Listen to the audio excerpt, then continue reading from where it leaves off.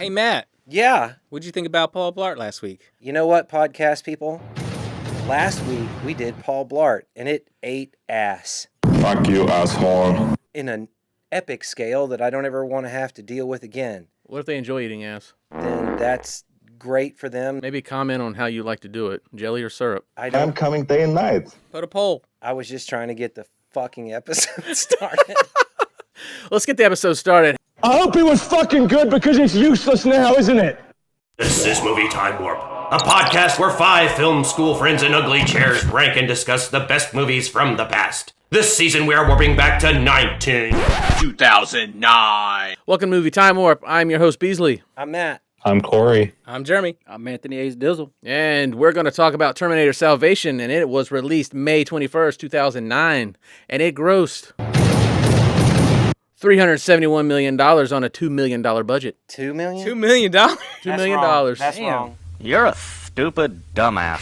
I don't think That's They wrong. killed that. They did. Wow. They killed that. That's the biggest bomb in history. The little movie that could, apparently. Yeah, I don't know where they only made Yeah. $200 million. The opening shot, the helicopter shot, was worth $1 million all itself. toys. Oh, they did all that on iPhone. So they did all that for $2 million. Yeah. Yeah, they spent $200 million on the movie. It made $371 million. Not quite the hit they thought it was going to be. Well, that's because of 3 and how weird 3 was. 3's just kind of like, Yeah.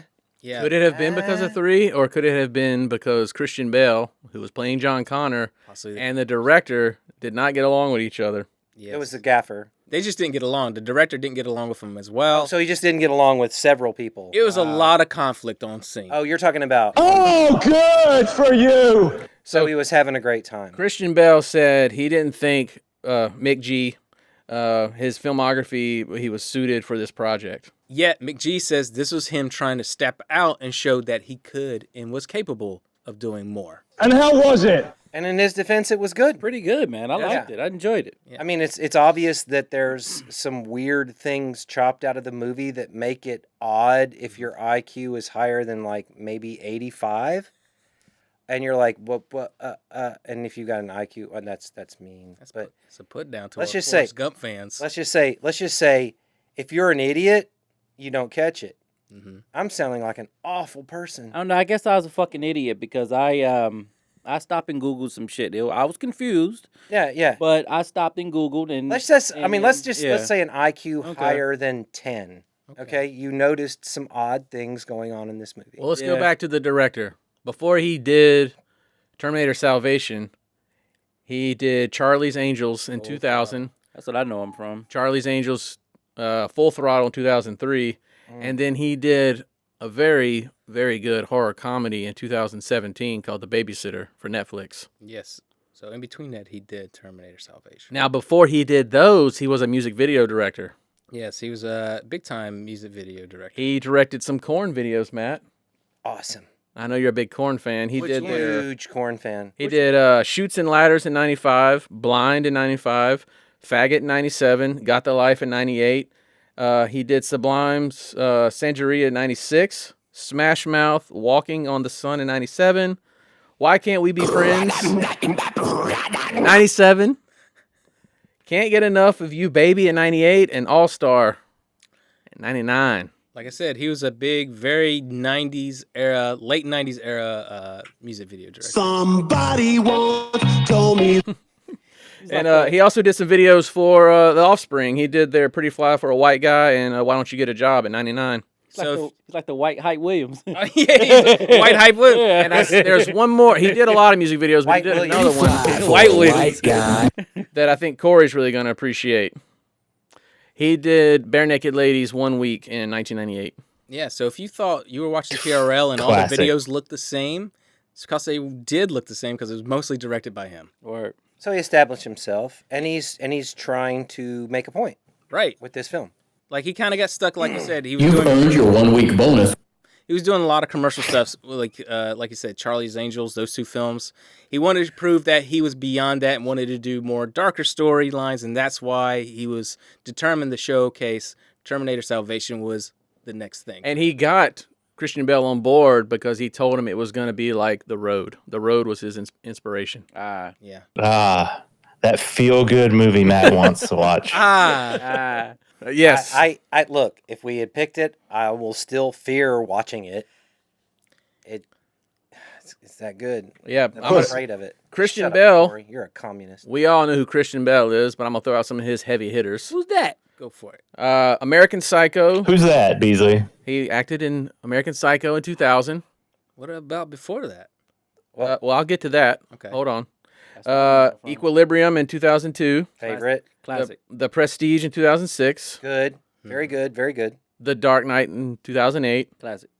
He also voiced Thomas in Pocahontas in 1995. Sure did.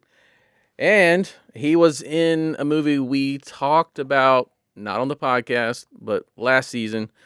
He was in Spielberg's Empire of the Sun in 1987. Yes. I really liked him in 310 to Yuma. Oh, he's great. Yep. I mean, That's where in 310 to Yuma and Equilibrium. You are gay. I'm with it. I'm with his performance. I like him in I'm Newsies. not with his performance in this film. I liked him in Shaft too. Yeah, he's the villain in Shaft. Mhm. He's- American Psycho is great too. Yeah. Awesome. As we know now, most people really like Christian Bale's performances, especially post Batman. That's where most people got familiar with him. And even American Psycho, retroactively, we've all come to know who he is. And his performances, like in The Fighter and things like that, really made him a household name as a method actor. Like, he really becomes those performances. But in this, I will say this movie is the one sore acting Yeah. credit that he has. I'm just not feeling He's a good it. actor, but I do not feel him as John Connor at all through the film ever. Yeah. And that I don't know why. And we'll talk more about it. Okay. Yeah. Well, it might be the disconnect because I'm stuck with seeing John Connor as a kid at Eddie Furlong. Yeah, me too. And That's I a don't big see Eddie Furlong's character, the way he did John Connor as a kid, how he could get to be so much like the way Christian Bale played John Connor. Are we going to talk about why they switched John Connors? We going to talk about that, or why they picked Christian?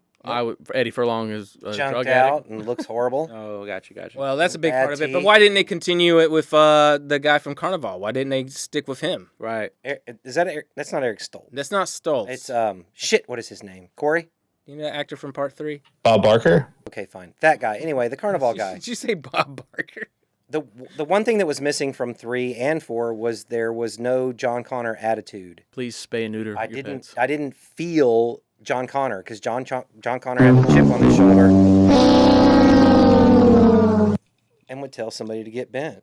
Yeah, I mean, that attitude of this future war version of John Connor versus what we've historically seen him through with Part 2, specifically, that's the archetype. But you're for him. establishing him, so Yeah. let's carry on with that. There's no point in not using that. And I'll try to give them, a grain of salt. This is a character that's supposed to be 20 years after Part 2. It's fine. It's fine. But with Part 3, we established that he's still kind of that fuck up, kid from Part 2, a little bit more grown. But by the time we get here, he's a hardened soldier. But he's meek. He's Solid Snake all of a In sudden. 3, Yeah, he's he's meek. Snake. He's Snake Plissken. He's Snake Plissken. Yeah. No, Snake Plissken has more character than. No, but I'm saying he feels all of a sudden he's gone through so much shit. I that get he's- it. I you know. get Well, let's it. talk about who else is in this movie, who stars in this. We also got Sam Worthington, who was in Avatar in 2009, Clash of the Titans 2010, and Avatar Way of Water in 2022. What about On the Ledge?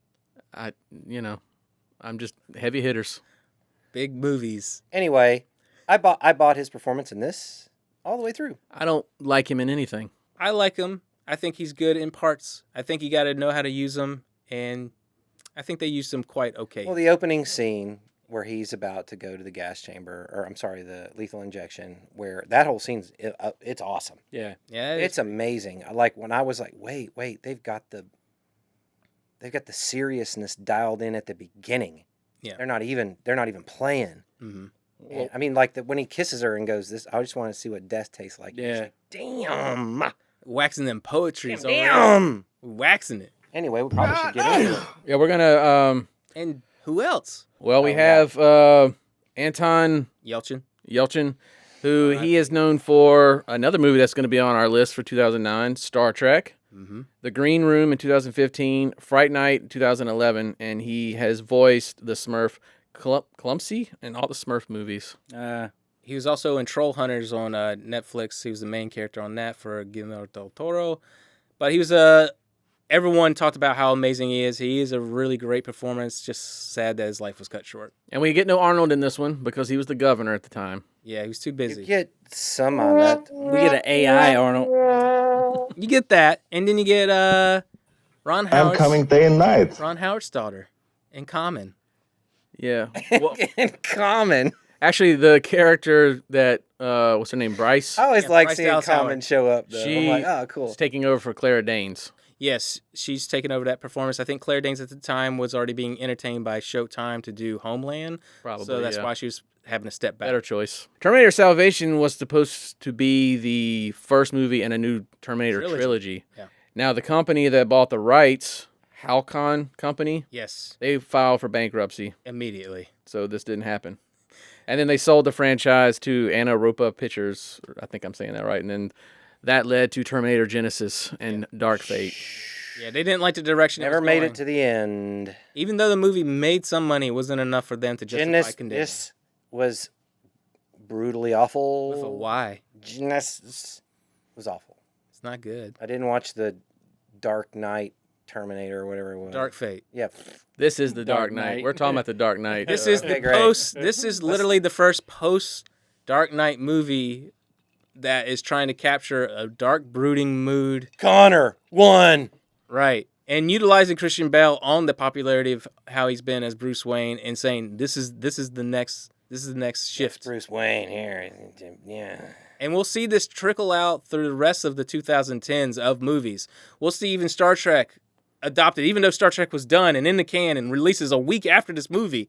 But we see that in the Star Trek Into Darkness immediately adopts the Dark Knight as the fold for the next movie. Like, we'll start seeing this happen through all the movies, even the marketing. Every poster mimicked the Dark Knight poster. Oh God! Did this not also start the trailer with the wah, Oh, that's what I'm saying. Everything was... wah? We're- Every Marvel trailer, every trailer had wah. We're in the Christopher And a Nolan... building blowing up. If- Good God, you're right. This is Heavens Christopher to Nolan, Murgatroyd people. influenced heavily at this point. And this is DC. Iron Man had just came out last year, so we hadn't felt the Marvel comic hit yet. So this is a movie still trying to create a universe, its own thing, but heavily influenced by Christopher Nolan's Dark Knight. Wah. Before Inception, which is a year later. Oh, Danny Elfman did all the music for this movie. Which is also an odd choice for him. I think he ended up doing it mostly after he did the Corpse Bride and his fallout with Sam Raimi for Spider-Man 3. They had a falling out after 2 because Sam Raimi was like, no, make the music do this, and I guess they got in a big fight. So Danny Elfman's actually coming back to score stuff, which he was kind of abandoning a little bit, except for when Tim Burton called him back. So now it's him getting back into doing scores. So yeah, this is a very odd choice for him. I wouldn't expect it for him to score this movie. You know, when I was watching the credits, like, well, Danny Elfman, really? Yeah, it's an odd one. Surprise you. It's just I mean, everybody's used to the sound that he has when he's with Burton. Right. It will surprise you oh yeah, I mean because he has a very because he's eclectic. talented. Well, he's eclectic with Yeah. his sounds. Like, oh, let's put a horn here, let's do that. But this is very like we're hitting metal. He's trying to emulate what Brad Fiedel did with Terminator 1 and 2, where there's like ding ding ding. You hear a lot of that instrumental. Well, but you're talking about a career he's had for Yeah. damn near 40 years and crushing the shit out of it. I mean, the score's fine. I think it's suitable for the film. Yeah. Also, he's just weird looking. I like to look at him. Yeah, he's a Look at his strange looking weird man. looking He's a ass. very strange looking man. Very greasy. It's a dead man's party. Hi, I'm Danny Elfman from the band Oingo Boingo. I love one. Loved him. Had it. Hit it. So, Corey, can you lay the synopsis for us for Terminator 1 that came out in 1984? Oh boy, yes I can. Hold on. Sarah Connor is just a normal 1980s waitress trying to pay her rent until a naked watches from the future to kill her because her unborn son is destined to lead humanity against Skynet, a self-aware military AI that hates humans. Kyle Reese, also naked, arrives to protect her, mostly dodging bullets while awkwardly explaining time travel. The Terminator doesn't stop for anything. It kills people, smashes walls, punches big doors, and shoots anything that moves. And things that don't. Sarah and Kyle are on the run as the city descends into chaos. learning very quickly that surviving a naked killer robot is just the first lesson in a very long, very weird apocalypse boot camp. That and they have sex. Yeah. Oh yeah, they do things to each other. They create the main character of the whole series. I love time travel movies and paradoxes. Yes, so paradoxes. This movie presents us with two. Yes, immediately. All right. Kyle Reese has to go back in time to father John Connor. Always. John Connor has to send Kyle Reese back to impregnate his mom so he can exist, Yes. which is just a big loop. Yes, It's a responsibility. this is what we call a stable loop timeline. He always, no matter what, will have to be sent back to be impregnated. And the speech that Kyle Reese gives to Sarah Connor is the same speech she gives to John Connor that John Connor will tell Kyle Reese to give to his mother. Yes. It's another cycle. Always looping. Always looping. Always in a warp, if you will. Yeah.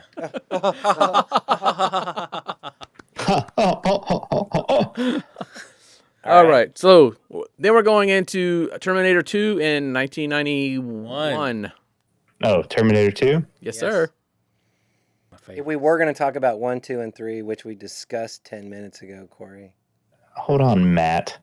All right, now go. Get your head out of your ass, Corey. Well, hello there. Terminator 2. Years after a murderous Terminator tried to kill her, Sarah Connor is ripped, paranoid, and locked in a mental ward for warning everyone about a robot apocalypse. Basically, she's been right all along, but no one believes her. She's fiercely protective over her son John, a rebellious dirt bike riding hacker teen whose fate, well, kind of determines the future of humanity. Which is why Skynet sends the T-1000, a naked, stabby, liquid metal shape-shifting cop programmed to terminate him. Subtly thrown into chaos. The naked party at the T-800 just protecting Todd, keeping his word about being back, while awkwardly attempting dad duties, riding motorcycle, and wielding a lever-action shotgun against anyone in their path. Explosives, helicopter chases, and general mayhem follow with nonstop action and stakes that never let up. Critics would give this one a very solid 1 thumbs up. One thumb up. That offends people now. That's fine. Now, this movie also has a paradox in it Yes. because Skynet is created through the Terminator that was sent back in 1. Yes. If they never time traveled, they never would have existed. Correct. So how does that work?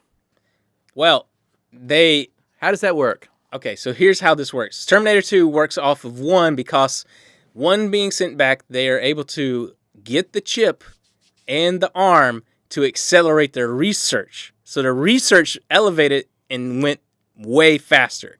I mean, Dyson tells everyone they were doing shit that they've never seen before. So it made their work go jump 10 years ahead of time. So this Terminator being sent back in time just made the apocalypse sooner. Okay, so when we get to 3, Sarah was correct, and she did stop Judgment Day Yes. for 10 years. What we call a delay. She delayed it. Yes. But at the end of 2, we did get an alternate ending where Sarah Connor's an old lady and she's watching John raise her granddaughter. They cut that scene out. Right.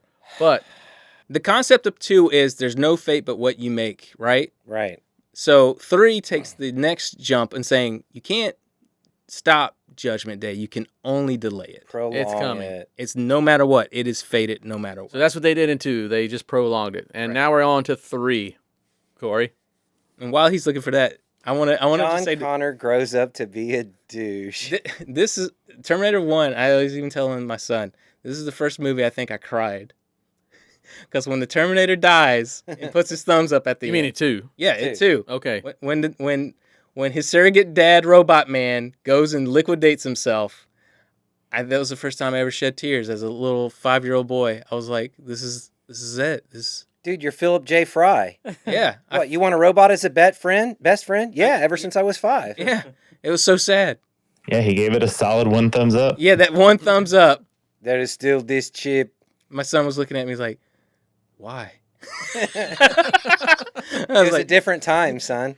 All right, Corey, lay that synopsis on us for 3.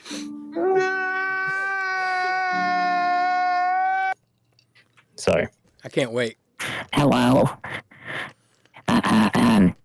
John Connor is off the grid, trying to avoid his destiny as humanity's future leader, when Skynet sends the TX, a liquid metal assassin who can turn her arms into guns, blades, and flamethrowers, a homicidal robot Barbie with zero chill. Enter Arnold. Wait.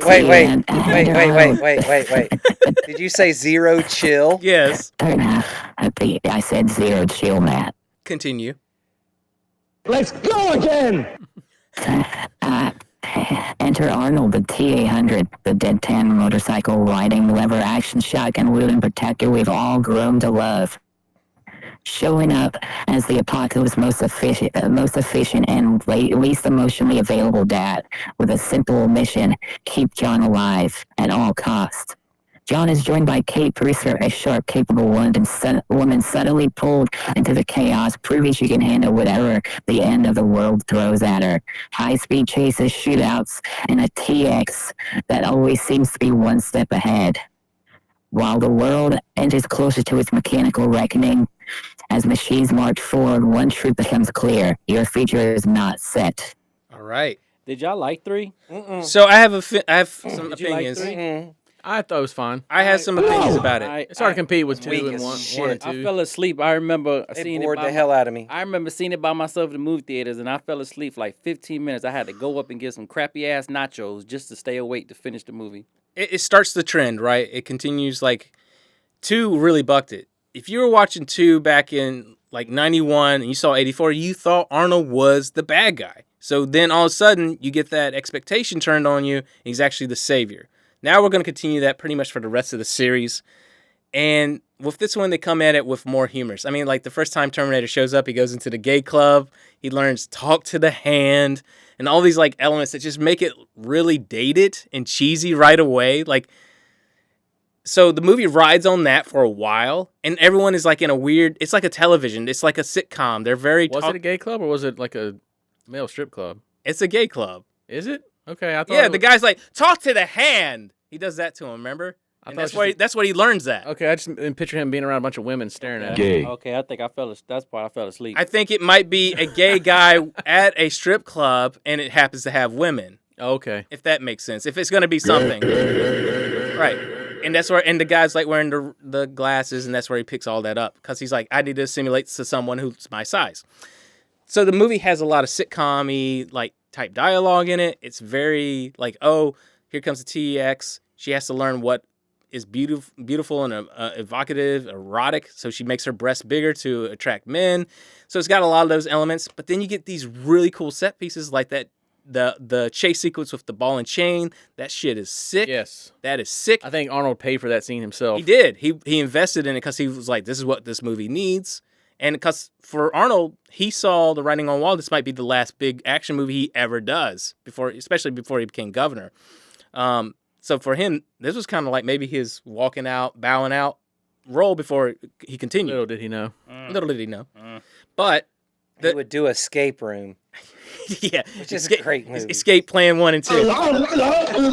but Escape Plan, yeah, Escape Plan. But then the ending, I think, is actually a nice balance to the rest of the humor that's in the movie, because that last 30 minutes. It's so bleak. That last 30 minutes is so bleak. I love that Arnold is like immediately like, he feels like he's in danger. He's like, I cannot fight against this thing, but I'll try my damnedest. I like that he has these motives, like, I'll do my best. You even get that twist of the moment where his chip gets compromised, but then you see all the bombs dropping at the end. And then it seems like it fulfills the idea of like, you can only delay this scenario. I really loved how it ended, but man, that first half is so loaded with cheese. For this, for him, is like 15 minutes. He's snoozing. Yeah. And I could see that being a problem, and that's why 3 is so overlooked, I guess. We're going to get into Terminator Salvation. We're not even going to do a synopsis. We're going to jump right in because that is a huge setup for the first 3 movies before Salvation. So we'll get into it. Matt already touched on this scene. We're opening up at the Longview State Correctional Facility in 2003. We are introduced to Marcus, Right. who is on death row, Mm-hmm. and Dr. Serena Kogan, Yes. played by Helena Bowen Carter. There you go. She's known for Fight Club in 99, Sweeney Todd, The Demon Barber of Fleet Street in 2007, The King's Speech in 2010, and Les Miserables in 2012.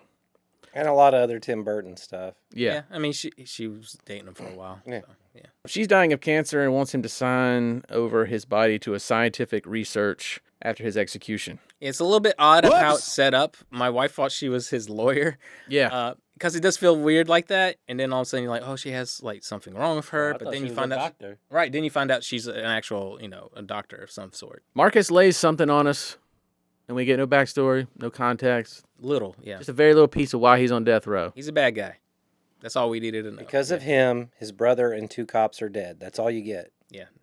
Don't know if he was the reason why his brother died, or his brother was on his side at the time. But he's on his way to a lethal injection. Yeah, it's an hour before his execution. And it sets up this amazing moment. You like this moment a lot. Yeah. Yeah, where he's like, I'll sign that on one condition. Yeah, for a kiss. For a kiss. They kiss. I'm going to come. And he says, wait a minute. I'm coming day and night. I want to see what death tastes like. And right at the beginning of this movie, you're just like, damn. Just damn. Okay. I'm the bad guy.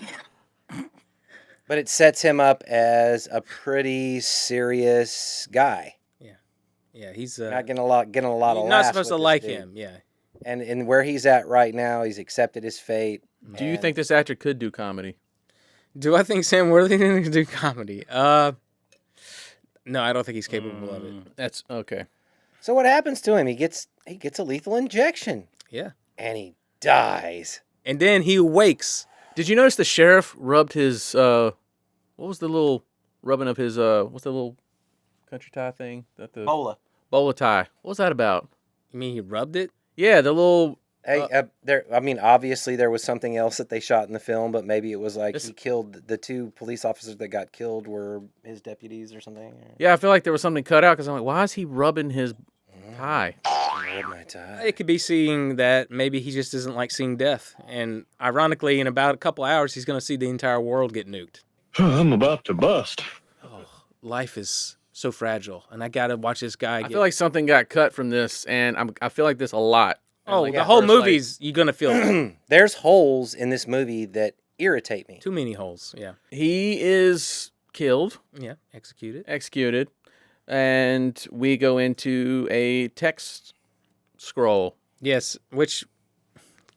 Okay, a text scroll. But it's playing along with the feel of the series, so a text scroll it fits. It's totally normal. Matt? Would you like to read the text scroll? Yeah, I want to hear your voice do it. Right here. Starts right here, and it goes all the way to there. Matt to read it. Early in the 21st century, Skynet, a military defense program, became self-aware. Viewing humanity as a threat to its existence, Skynet decided to strike first. The survivors of the nuclear fire called the event Judgment Day.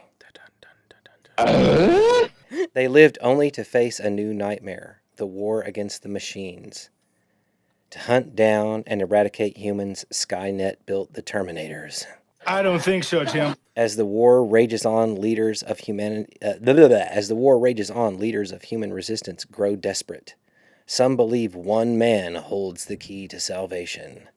Others believe he's a false prophet. His name is John Connor. The year 2018. The future. Dun dun. It happened. Yeah, it's past. Here we are. Here we are. The machines. Here we are making AI all over the place. Fucking Joe Biden couldn't do nothing about it. All right, this is Trump's gonna show them AIs and them Terminators. This isn't a political podcast, Matt. Calm down. Well, I'm just saying. I know you get heated when we talk about Joe Biden. Come on, Joe. Oh, Sleepy Joe. Come on, Sleepy Joe. Jesus Christ. It's Jover. Tell you what, Brandon. What you gonna do, man? Pardon the Terminator? Could you imagine pardoning a Terminator? he assassinates someone, like very prolific. No. I'm letting him off the hook. No, Trump, like, pardinator's pardinator. He's the pardinator. He just Yes, the pardinator. pardons the Terminator. No, dude, he pardoned the QAnon shaman, dude. He's the pardinator. Donald Trump is the pardinator. The Terminator getting pardoned is pretty funny, like to think about. Like, you've done nothing but what you were told to do. Did a good job. He did a good job. He's efficient. All right. He's really efficient. He's really good. You're trying to tell me you sent from the He's future. been It's fake targeted news. for Fake a news. pardonation. We're gonna make him gold plated. Your dick has to be bigger than the Trump Tower to be talking like that. It is. From the jailhouse to the post-apocalyptic ruins, and we're into a battlefield, the war zone. From the jailhouse to the poorhouse. Judgment Day has happened, but we're attacking the satellites. Yeah. Which is some sort of Skynet facility. Yes, they are attacking Communication array. Their communication array, yeah. Which I really like this sequence. I really like watching them bomb the hell out of everything. But when you drop into a film, yeah, and especially one like this, okay, you can start one of two ways. Yep. They started with a slow wind up that didn't take long, that was very interesting and very well done. Bam, right into the action. Fish out of water. And so there we go. What the hell's going on? But that's how you catch your audience by the freaking collar and be like, meh, meh, meh, because that's what makes you watch the film. The facility's been bombed. Mm-hmm. There's a big hole in the ground. Yeah. John Connor's leading the way, mm-hmm. which we find out once they get down there he's not, but it feels like he's the leader of this. Because they make an announcement, John Connor has landed, right? Mm-hmm. Some say he's a false prophet. And they go to the running up to this massive hole, and we get someone off camera saying some vital information to the story.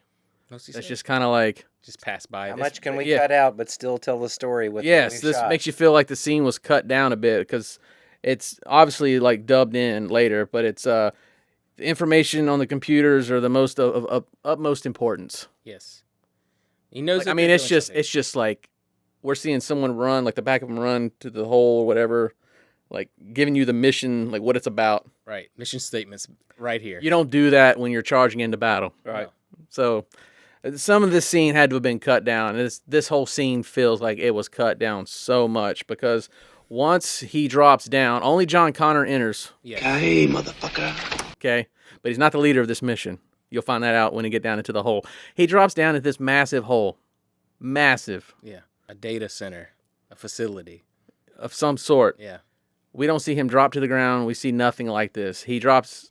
He just dangles. He dangles. Yeah. And now he's like in a sewer. Yeah. He's like in the water, and now he has a squad with him.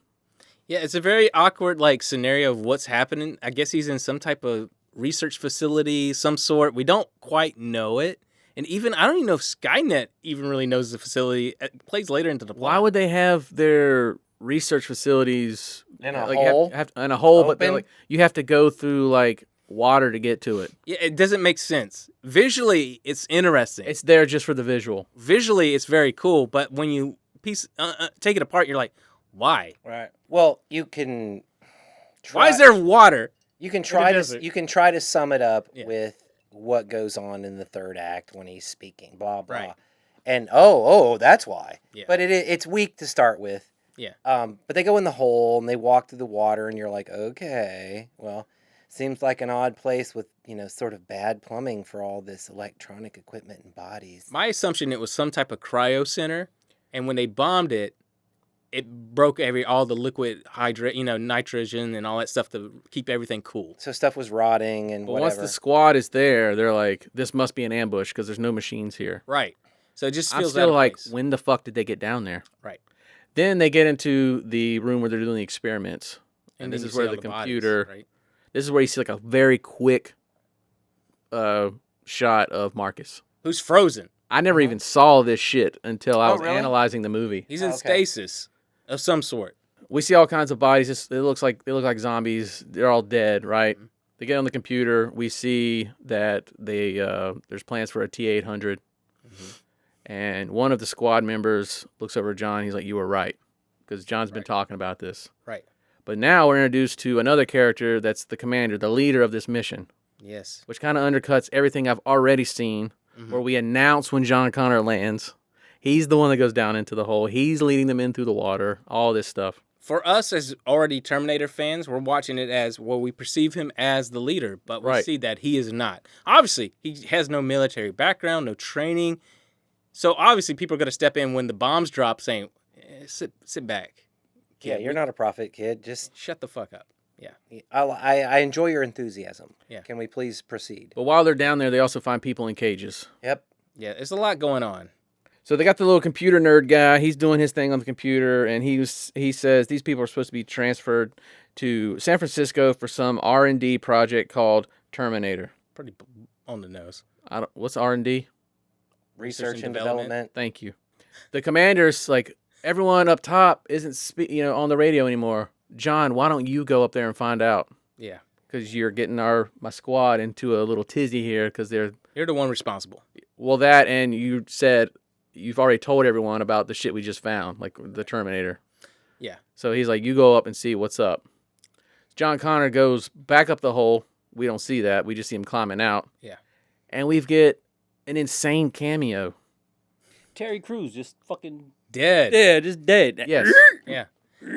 There's Terry Crews just chilling, dead. I had to hit the X-ray. I paused No, it. I thought he was coming back. I thought he was coming back later. I watched it again, and I was like, that's Terry Crews. Yeah. Why is he doing here?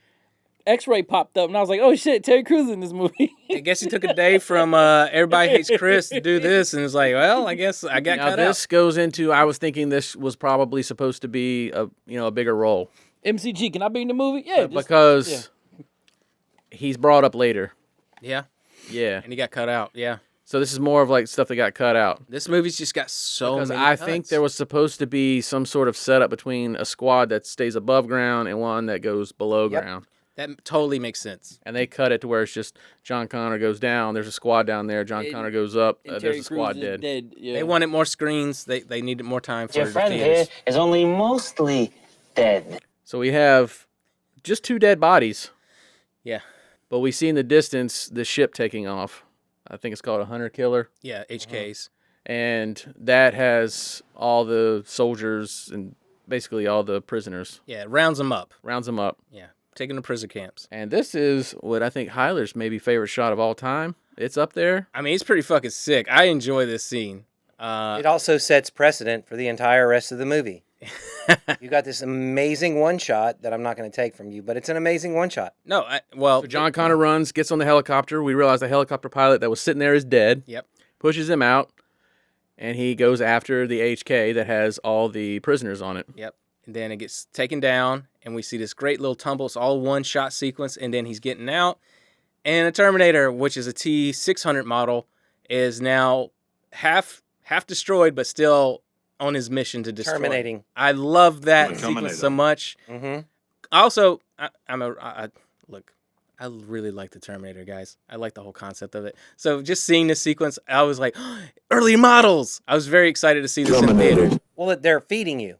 Oh, yeah. I was getting They're fed. feeding you exactly what I wanted. And they didn't bullshit you about it. And we get another piece of vital information that's just in post-recorded something or other. Yeah. Where it's like, oh, the data transfer has gone through. Yeah. This mission's successful. That's when the explosion happens. Boom. Yeah. Which the whole facility blows up, killing all of John Connor's men. Whoops. So all his men are lost. He takes out a Terminator, which, again, we'll talk, and Matt brought this up.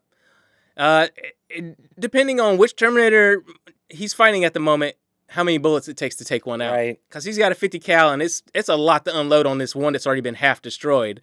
But it does make for a fun sequence. Pew, pew. Once he turns the gun around on him, I'm like, okay, this is it. He's history. Yeah. Based on everything I've ever seen in Terminator before. Yeah. And he lost a boot.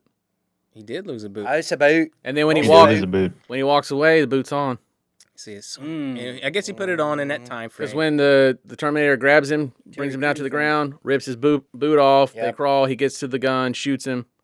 Then he steps over the Terminator that he just killed as the light is dying out, which is remnants of like a Terminator stepping on a skull. Yep. He has both his boots on. As we pan over through all the rubble, it transitions to night. Yep. And it's raining, and Great Marcus transition. is coming out of the hole. Yeah. Another great shot from the helicopter to this shot. Now, I just saw Encino Man again on Tubi. You can watch it right now, folks. Nigga said Encino Man. And that's why. That's why. Yeah, it's Gonzaga. That's why I think this facility in White Sweat, the cryogenics broke, and he defrosted and woke up.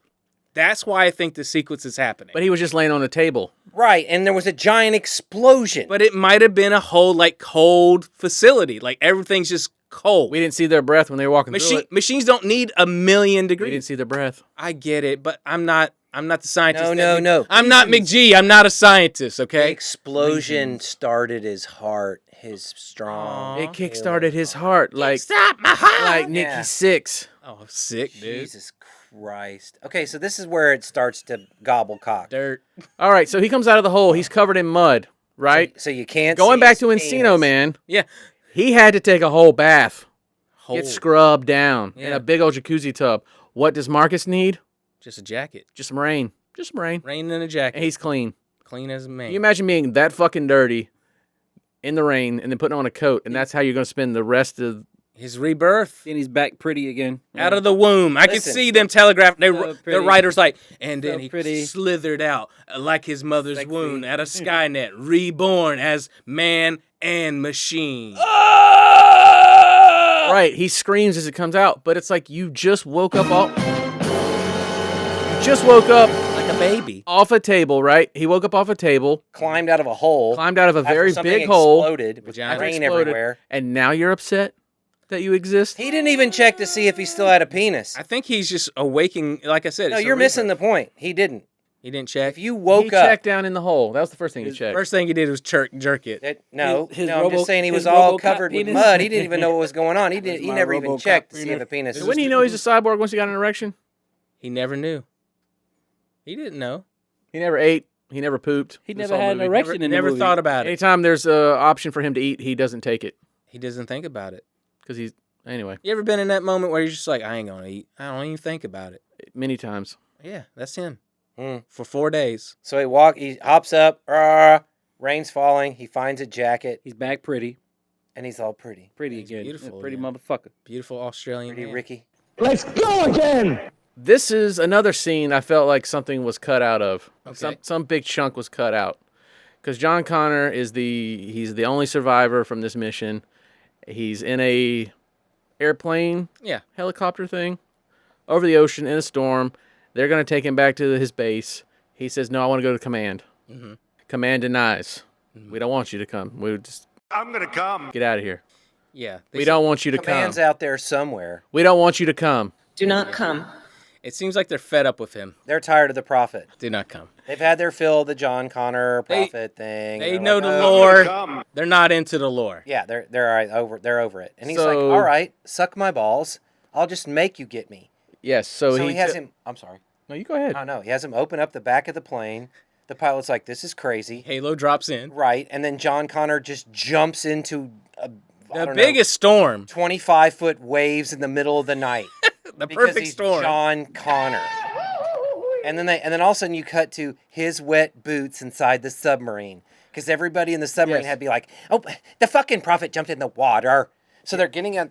Imagine the ocean like this. And No they're gonna one pick could him do up. this. No. This is a whack part of the film. I didn't. The first time I watched it, this time I watched it, every single time I've watched this scene is so fucking stupid. People It's like, jump, motherfucker, you're not Iron Man. What are Yeah. you doing? people jump You're off. not Captain America. People jump off Carnival cruise ships and never seen again. He jumps into the wildest storm Darkest, ever, scariest ocean. and he's picked up like no problem. Connor, one. Because I'm John Connor. I do like the fact that it is a Rick. submarine resistance. Yeah, base, that's though. cool. But there had to have been something that set up him being able to do this. Why it was easier to do because No, they cut. I just think it's cool. I can see McGee saying this would be cool. Well, Look if how you look back big at his Charlie's balls Angels, are. Yeah, you if seen. you, if you think Charlie's Angels, Yeah, I mean, if you're seeing a guy who saw The Matrix make a all female movie, and then he's like, "Well, I can make this work too." I could see that line. anyway, this scene's fucking stupid. There's no one would live through this. No, he's dead. He's drowned. So instead of drowning and dying like a a normal human being, John Connor the Prophet is brought into the submarine, which is the command center. Yes. And as Matt said, we just go from him jumping into the ocean to his wet boots. Yeah, it's a nuclear sub. And you tilt up, and he's so serious. But Michael Ironside's there. Yes, He is. Michael I guess he's the Ironside leader. is there, and he is playing General Ashdown. And he tells John Connor, "You put every man and woman in jeopardy for this frogman stunt." That's why I think And this something was cut out, because he puts it that way. This is fake Jack Nicholson. Well, no. Everyone likes Michael. Everyone likes Corey. Michael Ironside. Total Recall. Corey. Scanners. All right. Come on. Fake Jack Nicholson. Okay, That's all I Corey. can think about. Starship Is Troopers. him Hold in on. fucking Joker makeup. You know what, You're Corey? taking all my stuff, Hyler. It's fine. Here, look. So, General Ashdown is played by Michael Ironside. He is known for Being fake Jack Nicholson. being fake Jack Nicholson. He was in Scanners in 1981.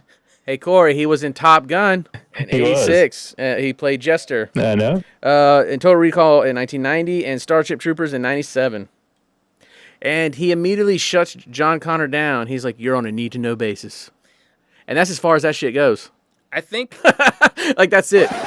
You're on a need-to-know basis. Well, I need to know. My men are dead. Okay. get- Let me tell you everything. again as Goodbye. a Terminator fan, I think we're supposed to look at it through the eyes of the military at this point. Like, here's this guy who's claiming he knows everything about these guys, the Terminators, and everything seems to be coming true, but they're still putting him at arm's length because how the fuck does he have all this? Before we get all the way into what this scene is, Yeah.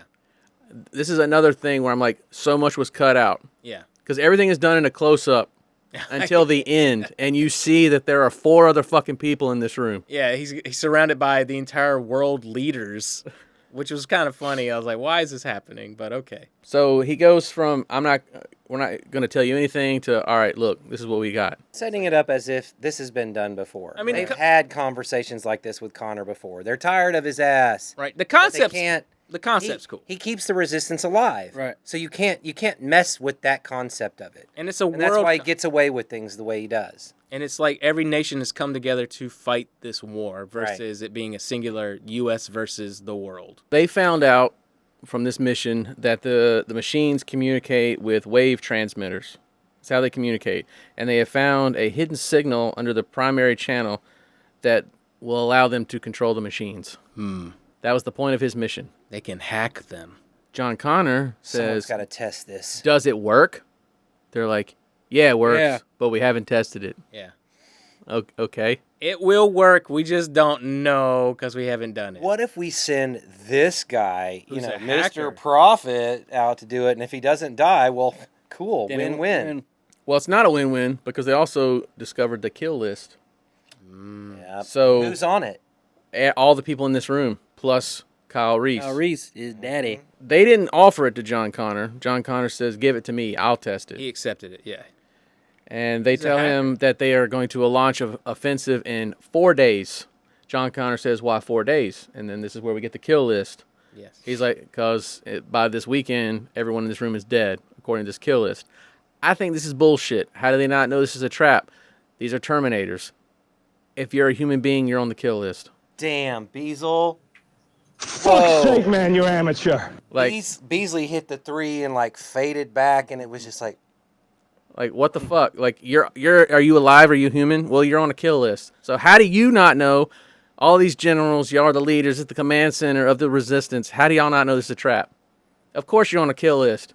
You're the generals of the fucking opposition. Okay. Yes, Duh. yes, they're gonna be on What don't you get about it? They're on a kill list without knowing about it because even John, How do you not know about it? No, You're no, at no. war. Here's the thing: everyone's on a kill list, right? But targeted kill list, right? Like Kyle Reese is the anomaly. let's find him. Kill Why him. does a fucking 17-year-old kid matter with all these generals? Right. John knows why. Now they're expendable to John's eyes. He knows Kyle is the only purpose because without Kyle, he does not exist. And he's been told he's Jesus. And the war is stopped by What if this. John Connor doesn't matter? Look, okay, so John does matter. What if he doesn't? In this continuity, he does matter. How? So, Terminator 2. You don't fucking understand. So, back lore for part 2. They get to the Terminator. They get to Skynet. They drop it. They bring it up a little bit in 5. He gets there. They find out that the Terminator's end game was they figured out time fucking travel. And that's their nuclear bomb. They're like, let's go back and just stop them that way.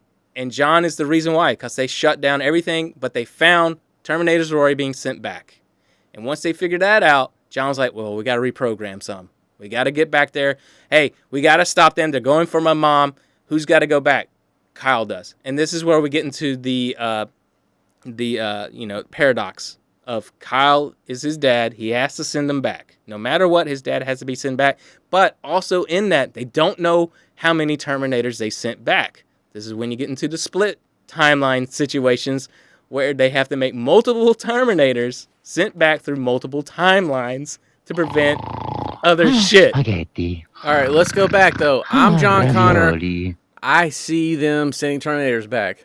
I don't have to be John Connor to think that. I could be any motherfucker. No, I think John Connor's not important. But anyone who is there and who witnesses this would come to that conclusion. Not really, because everyone else is dumb. Okay. Well, John Connor has the information. He's been told. He's the only one that has intel before. Didn't you watch him listen to the tapes? He's so intent about it. Just his mom's been spoon feeding this to him. What don't you get about it? Since he was like a baby and she was a terrorist. Look, John Connor is not involved really in this whole we know how to defeat the machines with this frequency thing. Yes. They could have done that on their own. They could have easily found out that they were sending Terminators back and sent anyone back to fight them. But maybe this plays into the plot a little bit later. I think the air conditioner is on. It is. Should I turn No! it on? Sorry, everybody in TV land. It's really hot. What don't you fucking understand? Hey, Corey. Easy. Calm down. Calm down, Christian Bale. Give me a fucking answer! While he steps out and maybe honks his nose again, we can talk about why you don't fucking understand the paradoxical issue of this movie. I'm saying John Connor may not be I hope it was fucking good because it's useless now, isn't it? We're gonna go down this rabbit hole, and we're not gonna go down the rabbit hole. That's why the alternative ending is more interesting. Continue. I'll be back. It's very interesting that the entire resistance relies on this little flash drive that they just hand John. Wrong. Yeah, SD cards and shit still work. Here you go. It's what's available. What's the key? Here you go. It's a little flash drive. Take it. Yeah. I mean, there you go. That wasn't killing me. It's like what's available. It's a 10 megabyte file. But wouldn't you expect a little more? No. Got it from Walmart. Yeah. Yeah, I got it from Walmart. I mean, SanDisk. If you're saying it's 2018, right? And I'm not talking about the whatever year and the fact that it's a flash drive. The guy pulls it out of his pocket and is like, here. Right. Shouldn't it be under a little more security? I mean, you're. No, it's 2018. Go. It's not a nuclear football. Go. It's not that. Go. It's not the president's weapon. Excuse me. Everybody's pulling that shit out their pocket in 2018. Yeah. Go. Well, Go. 2003 is the last this tech was evolved for humans. A few moments later. John Connor says, give me the tech. I'll take it. He hands him the flash drive. Here's about the kill list. Kyle Reese is at the top. No one else knows who that is. Yeah. Where's Kyle Reese? Well, let's go find out. We cut to a terrible effect shot booming down on our main character, Marcus, as he enters Hollywood. Pretty boy. Actually, we are not just yet. We have to set up John Connor's crew, his team. Oh, we got to see his gang. We're going to Connor's base, where he was supposed to go before he just jumped in the ocean. Goosh. He's walking into his base, and we kind of get all these sickly people sleeping in bunks, right? Yeah. And we meet one of his close compadres, Common. And he asks, did my brother make it? I'm assuming this is Terry Crews. That's Terry Crews' brother. I'm assuming that because he was so prominent as John Connor came out of that hole. That makes sense. Something was cut out there. He probably said, yeah, man, can't wait to get back to my brother. Yeah. You know, as soon as we get this war over with, I'm going to retire. I'm going to get me a boat. Me and my brother are going to sail off. And, my wife's pregnant. She'll be, the baby's going to pop out any time now. No, that's ignorant. He tells him that his brother's dead, and then he sees his wife, played by Bryce Dallas Howard. She's known for The Village in 2004, Lady in the Water in 2006, Spider-Man 3 in 2007, The Help in 2011, and Jurassic World in 2015. Oh, she was Christian Bale's wife? She was John Connor's wife? Yeah. Oh, shit. And you might know her online as the very thick girl you didn't know about. Because everyone talks about how thick she is. She's got quite the... That's the meme. Got quite the ass on her. Spontaneous. Apparently, they had to Photoshop her butt for the Jurassic World posters. Why would you do that? They had to shrink it. Why would you? Why? Hey, y'all remember what Whoopi looked like in the dinosaur movie? Oh, come on now, man. Theodore Rex? No, they showed the wide shot, and it's like, whoa, wow, Whoopi. Got me walking the dinosaur right now. Whoopi. Yeah, she was. A lot of Goldberg's in here. Holy shit, Whoopi Goldberg. Whoopi's in the new Jurassic. Yeah, she's in Jurassic World. Really? No, she was in a fucking shit movie about a dinosaur called Theodore Rex. Theodore Rex. It's terrible. It's about like dinosaur cops. And Matt. And she has this tech suit on, and she they thinks did the wide shot, and I was like, whoa, Whoopi Whoopi's did a been dinosaur eating. movie. That's what old fucking Wow. Sister Act gave her some. what's old Cheers was in. He saw that and was like, whoa. Ted was like, yabba yabba. Ted Danson was like, I gotta give me some of that. I'm gonna make a statement in blackface and fuck up my career for 10 years. Remember that? That was Oh weird. yeah, that was so bizarre. I did like Made in America. Dude, Jumpin' Jack Flash is a great movie. Burglar's good. It is. It's a Burglar's classic. a great Yeah, movie. It's a classic. Let's talk about Whoopi Goldberg. And this is how you go from Terminator to Whoopi Goldberg. So Whoopi You Goldberg see wasn't what in he this, starts? and You see what he starts? Hey, Ghost. And then he'll be like, all right, we need to hurry up. Go. Go. I just talked about Whoopi Goldberg, but let's go. all right, where we stopped was ass. Ass. Yeah, she thick. Go. So we cut from Bryce's juicy ass. Ass. Which we don't see in this movie. They don't Ass. capitalize on it in this movie. No, they don't show how thick and creepy. Not like they did in Spider-Man 3. Village. We're gonna cut to Marcus walking through the wasteland, and he just kneels down in the sand and reveals like a reflector that's like on a highway, and he's like, "Oh, a road. I guess I'll go that way." All right, we're going. like sand. It's coarse and We're going back to John Connor's, and he's playing a tape. First, he puts up his gun. Yep. Then it's like he puts his gun up and then click on the tape player. He's listening to his mother's tape, tape 28. Yes. What she's saying on this tape is what she says is tape number 7 Yes. in the first movie. Terminator 84. He found more tapes. She keeps repeating herself. Or she's just repeating herself. And she very says, manic. it's difficult to decide to tell you about your father, and a person can drive themselves crazy thinking about this, which you could. It is weird to think about. So, like, if he Especially just after decides the way not they- to send his father back, would he just fall down dead? The paradox, right? We won't go down that rabbit hole. What if nothing happened? But it places a sense of urgency, so he must go find his father. He's on the kill list. What are we going to do? This is the way. But John Connor is looking at the picture that was also taken at the end of the first Terminator. Oh, and that famous. And you'll notice that it's zoomed in a little bit more. Yeah. It's not the same exact picture. Whoops. Whoops! A little bit later, John Connor's sitting at a computer looking at the files on the flash drive, which I just find that funny that Opening Window XP. It's all's left, bros. that's how you take down AI. Window 2001. Windows And he's 2000. looking at the codes, and Kate, played by Bryce Dallas Howard, She got a great ass! Ass, ass, ass, ass. beautiful Kate with her big booty, Big dumpy dog. and she asked him about his dad because he was listening to it on the tape. My holes are full of slime, guys. He tells her that Skynet is hunting him, and as she walks over to the computer, we see that she is pregnant. The stakes just got a little bit higher. You see that, Chris. It has a dumpy. John Connor Jr.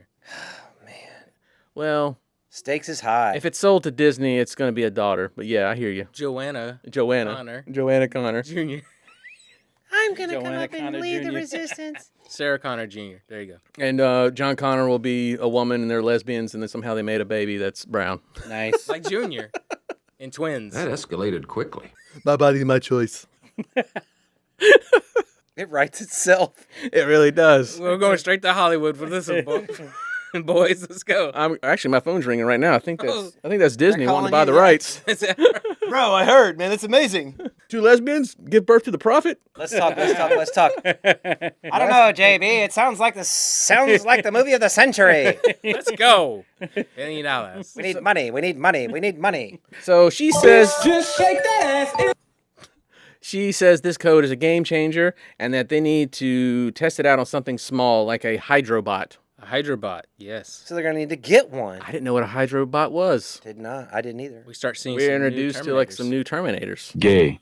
I like it. So the computers come up with this water snake with snapping mouths. I had to Google what the Oh fuck no, that this shit is was. this is Like, what the Hyler's fuck scene. is this? Wow. Right before this scene you're talking about, we get Hyler's scene. Now we cut to one of the worst shots of the movie, and that is a boom down to our Marcus Wright, our lead, at the Hollywood sign, and it doesn't even sync up properly with the boom of it tilting down on him, seeing all of what's left of Los Angeles. It just kind of sucks you out of the story, which I'm already like, a lot has been cut out, and then you cut to this, it's like, oh, this isn't right. This is the most desaturated movie before it became black and white I've ever seen, I think, of this era ever. Yeah, it really is. It's so bleached. So he's walking around a dilapidated Los Angeles. It's all been decimated. It's gone. And he's walking down this street. And now this is the biggest thing in the movie for me from here on out. Okay. What is it? This is so random. I couldn't find anything about it other than people asking why it was there. Okay. He looks at this building that has a sign. And the sign says Red Clown Toy Company. And the clown that is on there is John Wayne Gacy. Yes. Is that something McG is? Why? It's an inside joke. It has to be. I never saw It gotta be a joke. We just don't get Surprise, motherfucker. What's the joke? I'm sure it's a McG joke. If you don't know, John Wayne Gacy was a serial killer Killed who me. dressed up like a clown and did children's parties. He Yes. killed a little lot over of young 30 boys. young boys. You might even say he's the first Terminator. A friend of mine actually has a The John families will Wayne appreciate that. Gacy painting. Oh shit! For real. He bought a John Wayne Gacy painting. Before he got Wow. killed. Sorry.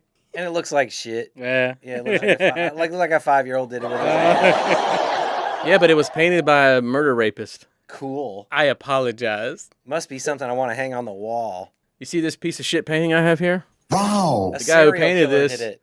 raped and killed 35 young boys. Killing children. Anyway, so what happens next? Go on. Go. He is attacked. Go. He was attacked by. He sees You still need to send me that, by the way. I will. Go on. He sees someone standing in the distance and he yells, "Hey!" I really do like this scene, even though it does one thing that I don't like that sets up for the rest of the movie is where it becomes very callback. We got to have everything loop, right? So dialogue loops. Come with me if you want to live. This is now the third or fourth time we've ever heard this in the series. This is the original version now. We start to see this happen from here on out. If this is the Terminators that are walking the Earth, Yes. how are they losing? Oh, This thing this thing cannot is- shoot for shit. well, okay, I'll give you that. They're not the best. They're the first human mobile versions of them. So we have, So they look T-100s. like pirates.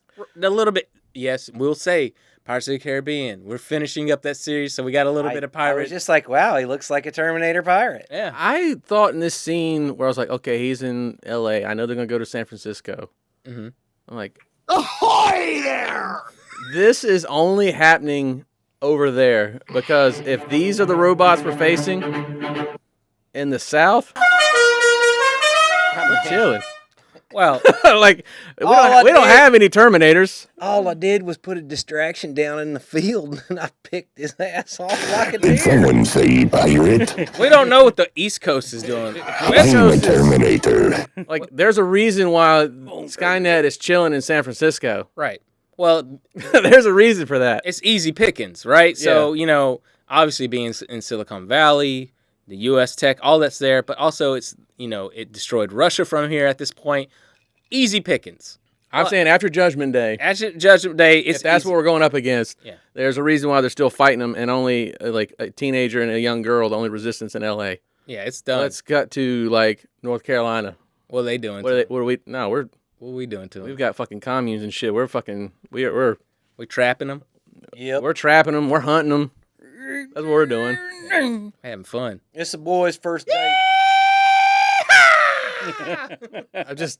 We having fun, boy. We got us here a Terminator. How old are you now, little fella? 12? I like his teeth. Well, you give you one more year and you gonna go on a Terminator hunt. That's what I'm saying. Like, they're plucking his eyes out. They're doing weird. Am I wrong? We got guns in the South. We having fun, them boy. They going in there. Get them bones off them. They ain't even real bones, boy. Get them. The Terminator squeal like a pig. Because we're gonna kill a Terminator. Iron Bears and Terminators. We're gonna take that. We're gonna take their guns. And we're gonna use them on them. First thing we're doing. They can't hit shit with them.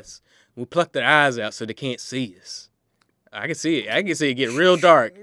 Get real dark on that East Coast. It's a queer Terminator. Getting that Southeast Coast. We're getting real weird with them. Hey, it don't matter if they're queer or not. We're getting real weird with them You Terminators. take them out all the same. Do you think they's queer? No. Hey, Joe Bob, this one got more teeth than you, man. I think they's a they. I don't know if they has penises or not. Well, And y'all then can again, say, like they do have awareness, but are they aware of their sexuality? I don't give a fuck. Oh. y'all hating, but you know damn I'm right. Look, we don't know. You know I'm right. I don't know what happened with the rest of the world, but it will be very funny. I know why California is where the war zone's at. I mean, Skynet's smart. I mean, if you're going to take out transgender Terminators, they're probably going to be in San Francisco. Oh, my God. Transgender Terminator. Hold on. Oh man, It's up to them to make their choice. This is the way. all right. We live in the South, and it's fun. It's fun to make fun of this. right. It is. Continue. Go. I do really like this sequence, though. It's awesome. It's good. It's a good scene, but the only problem is why do you have one trap that scoops him up? Right, he shoots his foot off, Which I love. all right, but then it's just for him to walk over to the building, the Red Clown toy factory, right? For him to walk up to that, try to blast his way in, so then you can drop more shit on him. Well, you've already got the trap set up for him to be swiped up. Yes. Why not just make that where you drop everything on him? Well, I think the intent was for them to do something to him, but, if those Gatling, those miniguns on them, bro, I think it was just too much trouble.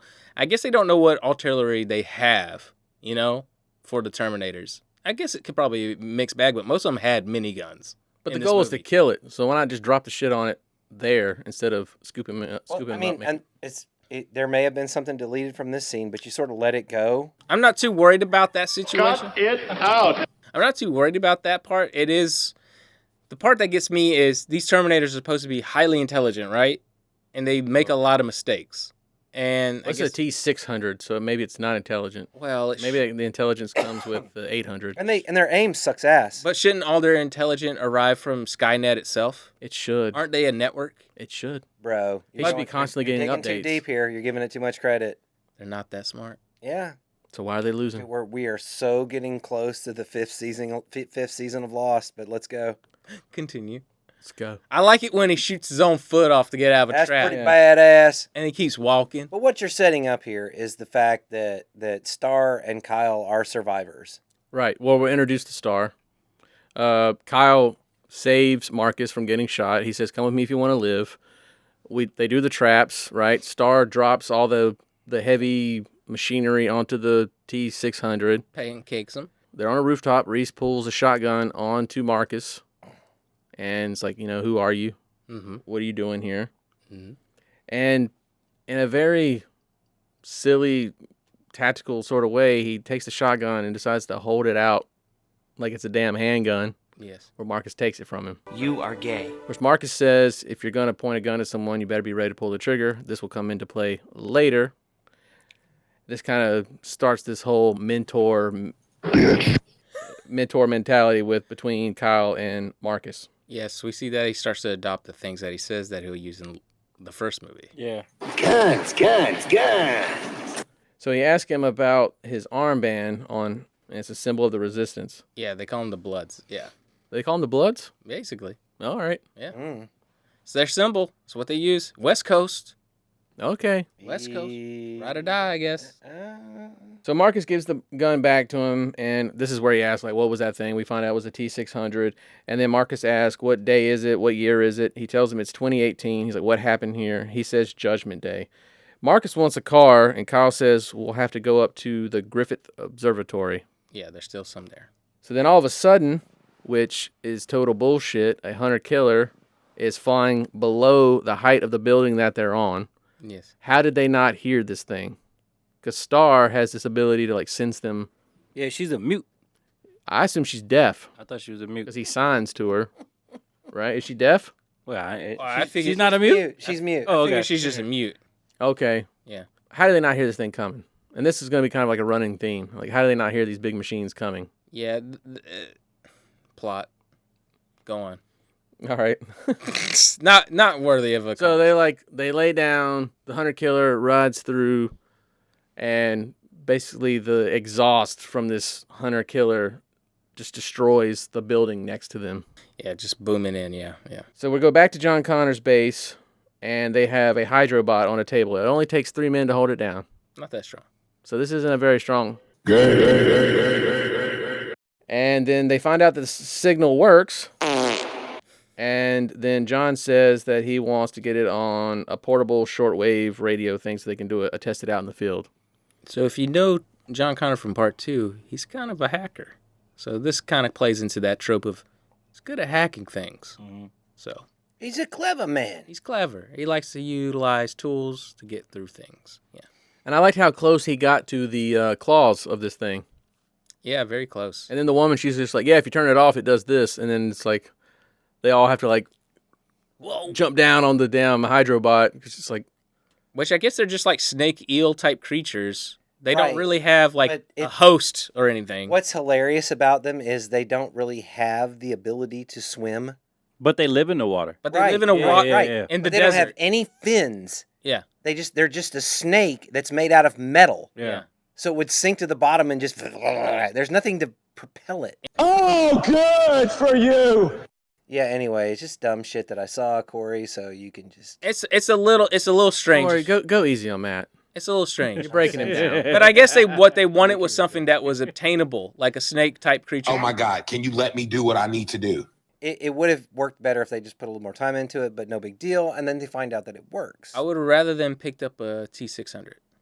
That would have it be like, that'd been kind of cool. Yeah. All right. Frankenstein thing, you know? Yeah. Yeah. So we're going to go from that. Now it's nighttime, and Kyle, Star, and Marcus are settling down for the night. Marcus wants to know where the cars are. They're like, we can't go any further because the hunter-killers hunt better at night because they have infrared. Yeah. So Marcus teaches Kyle how to not have a shotgun ripped from his hand. He just ties a string around it and it's like, keep it attached to your wrist. It shows how resourceful Kyle Reese is in the first movie where he goes and chops up the pieces and ties it to a string. So we're establishing Kyle learns it all from someone versus being... Thank you. Because this whole fucking scene, I'm like, this is fucking dumb. When will he ever be this close to a fucking Terminator with a shotgun that's not going to do shit? He's dead if he's that close to a Terminator with just a shotgun. This scene's fucking stupid. It's a callback to the first one. That's what I'm saying. This whole movie is nothing but callbacks to previous content. So if you're a huge fan, you're like, oh, that's why he could do that. But for anyone else, that's right, because he gets a shotgun as soon as he gets to the pass. Right. And he saws off the stock, and yes, okay. He ties it up. Yeah. That's why this scene is here. Right. All right. I'm pulling my mat. That's why this is happening. Now go. Now go. Go. They start to eat, and it's 2-day coyote. Which is better than 3-day coyote. That's a funny line. I like that. Marcus picks up a radio, and it doesn't work. And Kyle says that my dad has tried to fix it. And he's like, well, where's everybody else? He's like, they're all gone. We are the resistance. This is it. This is our headquarters. You know, he asked him about his armband again. And he's like, well, if you're part of the resistance, why don't you have one? He says that to Kyle. Kyle says, because I didn't earn it. Got him! Marcus is going to get this radio to work. Just so happens, John Connor's about to do a radio show. He's the lucky. He's the Orson Welles of all about the timing. future, right? And he's like, well, I'm just gonna say this, and maybe he's listening, which is such It's very corny, and they do it in this real close-up shot. It just makes me like, oh, fuck. And this is a Batman I'm voice. sick of this shit. And he's like making it so rustic sound. We gotta fight. We've learned. If this, so it's just Man, such you sound just like him. Yeah, it's So, bad. that was It's good. so bad. No, that was good. Man, this is over the top. It's just Thank That you. was good, man. Kyle Reese. He doesn't want to say Kyle Reese, but if you're out there listening, just know you're important. And he knows that he's a dumb kid, and he's like, oh, I am important. Because that's how you get in the kids' heads, by telling them that They matter. they matter. They haven't grown up to learn that they don't. If none of They you hadn't ever- learned that yet. Yeah. They hadn't learned their waist yet.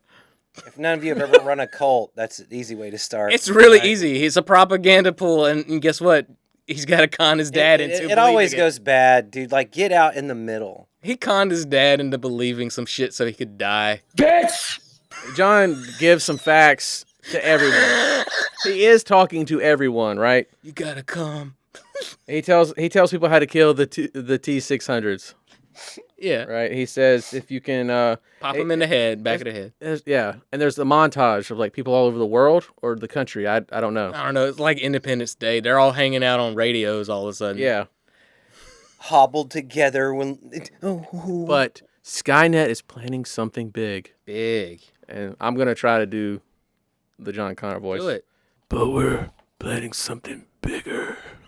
How's Sky not listening to this? Because it's a radio. But we're planning something bigger. I'm John Connor. I'm also Batman. And I'm Pinhead.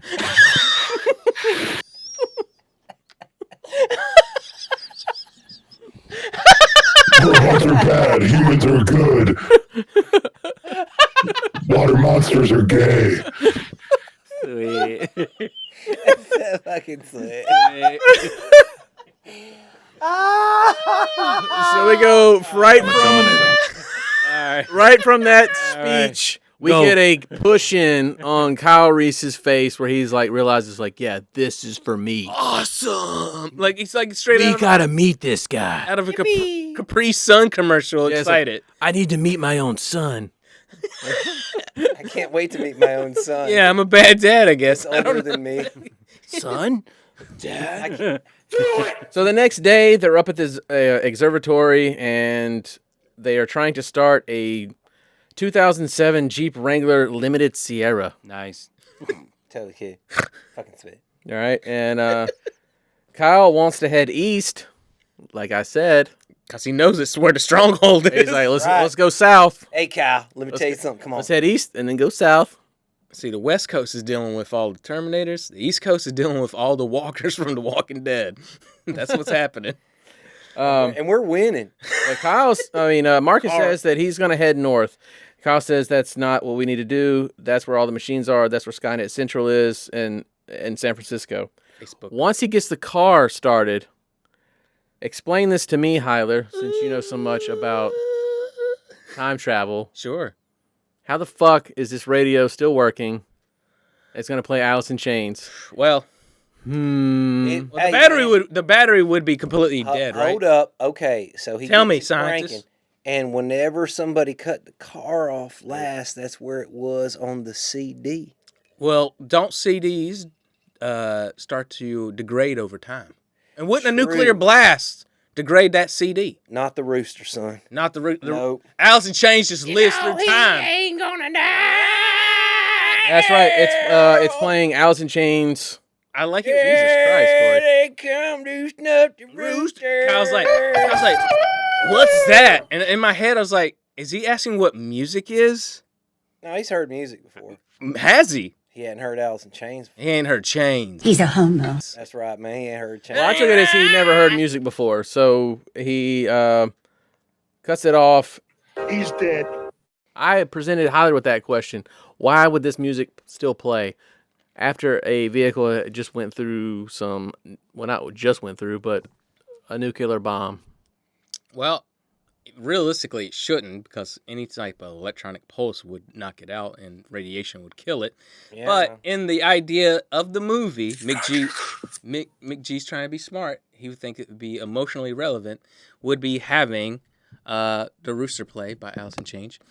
I think it would be probably a CD, possibly still, because a magnetic tape would be completely erased at this point with radiation. It just sounds important, and I think for Kyle Reese, this is the first time he's hearing music. So he's like, what is that? What? Like, he's so confused, either by grunge music, which confused a lot of people anyway when it came out. Like, what is this sound? Right? What? 2018, what? What? What is this, Matt? Can you tell us about some grunge? What's your favorite Just grunge? keep going. Pop punk didn't come out because it got erased from the timeline. You just keep going. You'd be listening to, like, Blink My Chemical 182. Yeah, Blink 182. My Chemical. None of that existed in. You know what's funny is I was on this, punk rock page. People are talking about punk rock this, punk rock that, and you're like, oh, cool. Wow, you have a T-shirt from this. Oh, Durka, you have your ticket from that. Oh, no way, you have a flyer from this. And then I was like, you know what's funny is I can't name a Blink 182 song. And all of a sudden it was like, wow, aren't you so punk? Oh, look at Mr. Cool. You can't name me. You can't name one. I was like, well, I skate and I've been at ramps a lot and it's pretty punky, but no, I can't name a Blink 182 song. I'm sorry. I put on Dr. Dre the other day and my kids were like, a Dr. Raps? What? He is the doctor of raps. He did say hell yeah. All right, well, on that old man moment, done. Where Marcus says, my brother used to listen to this. Yeah. Which I guess he's the younger brother. Or older? I don't know. You just know that he's dead and that Marcus feels bad about his death. You like chains. He died like a dog. He loved chains. Dust. So Marcus has decided he's going to leave them. He's like, I don't need y'all anyway. I'm just going to go. Yeah, he don't like them. This is where Kyle Reese is like, you know the difference between the machines and us? We bury our dead. All right, Kyle. Then all of a sudden, a aerostat drone. Sure, we'll just call it a drone. Yeah, but he actually calls it's an aerostat. Yeah, it's a little. This is before drones were prevalent in our society. It's a drone. So a chase ensues, right? Yeah. What happens at the end of the chase? It's like a chase from Commando. Well, the thing is, he's gonna take the drone down. The drone recognizes Kyle Reese is in the car. That's all we needed to know. Marcus takes out the drone.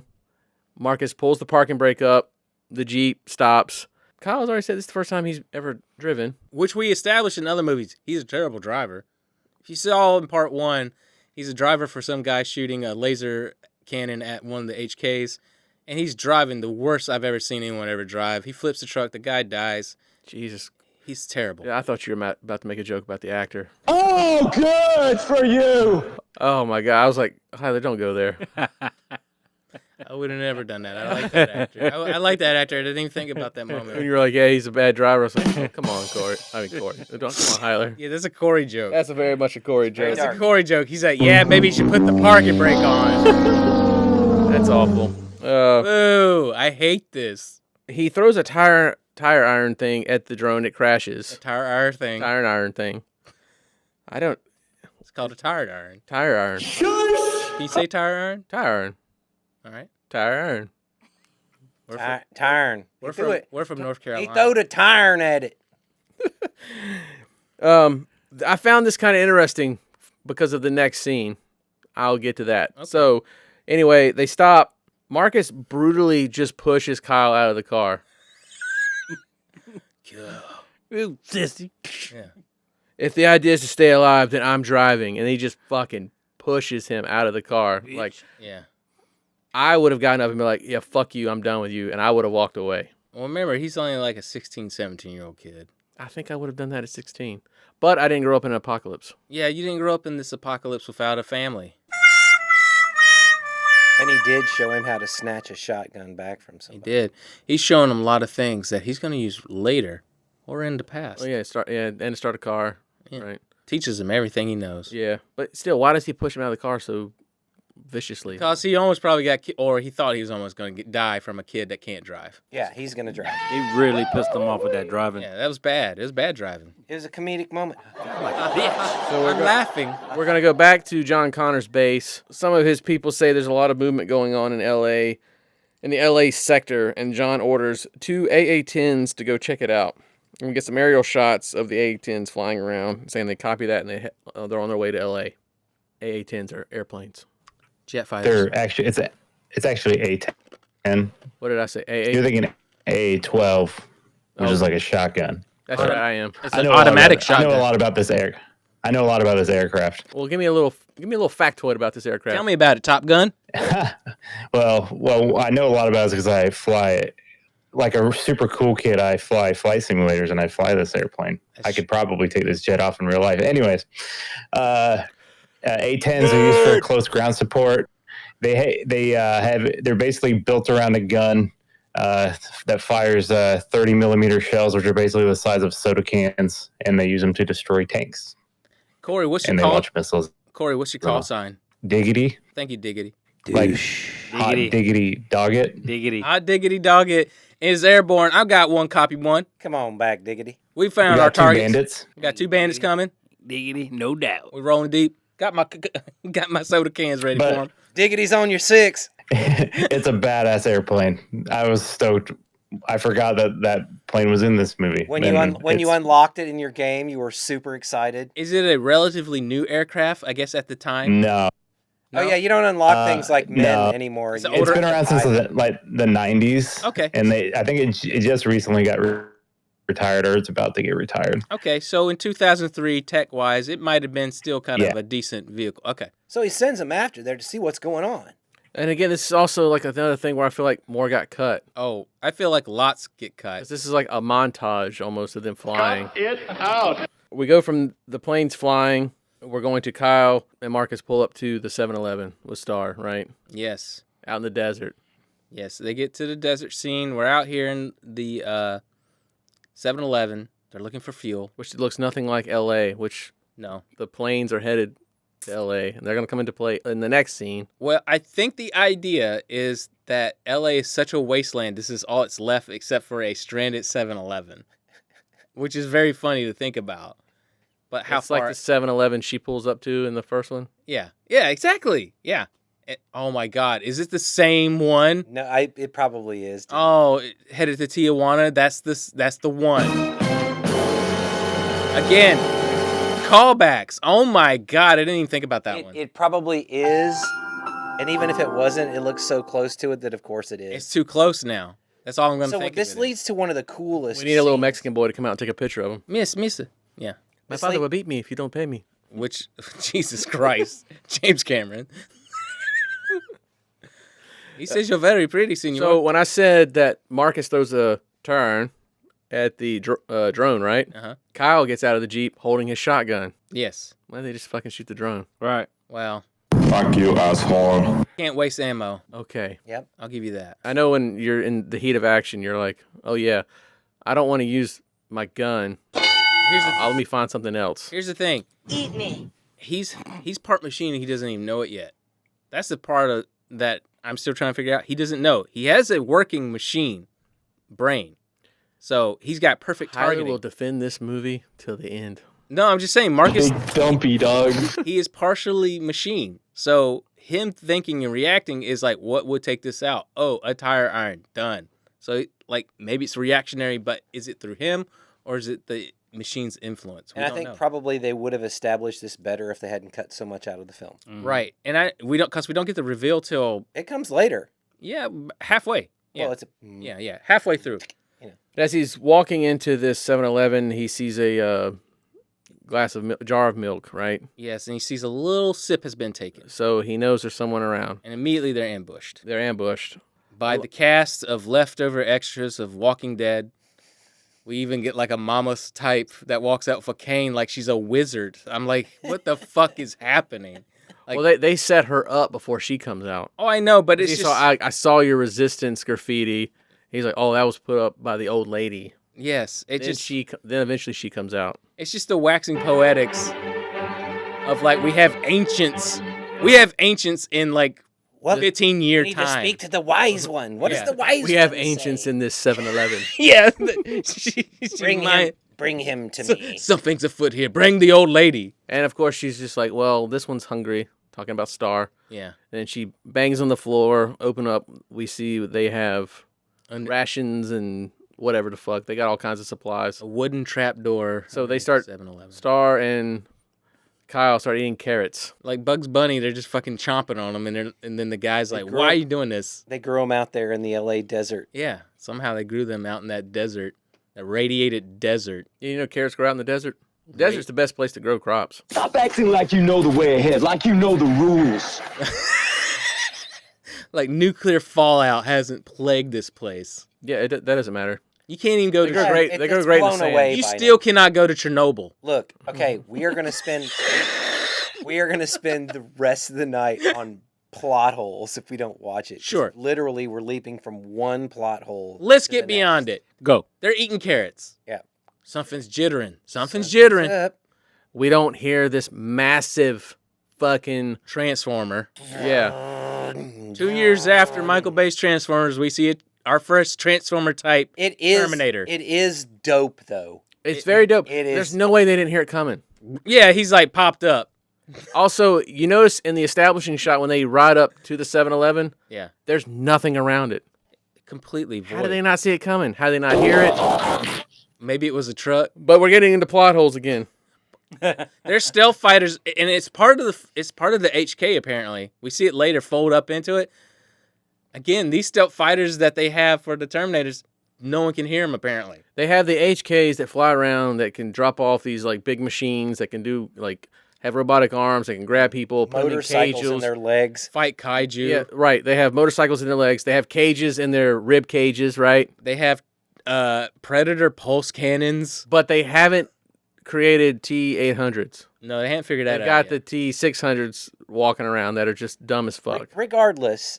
Another plot hole. Do we even need infiltrators if they're this good already? Okay. This scene, though, when you see this scene, the sound mix, visually, everything about this scene is bad to the bone. My son literally screamed out, "This is Mad Max, Dad." It's all sorts of things.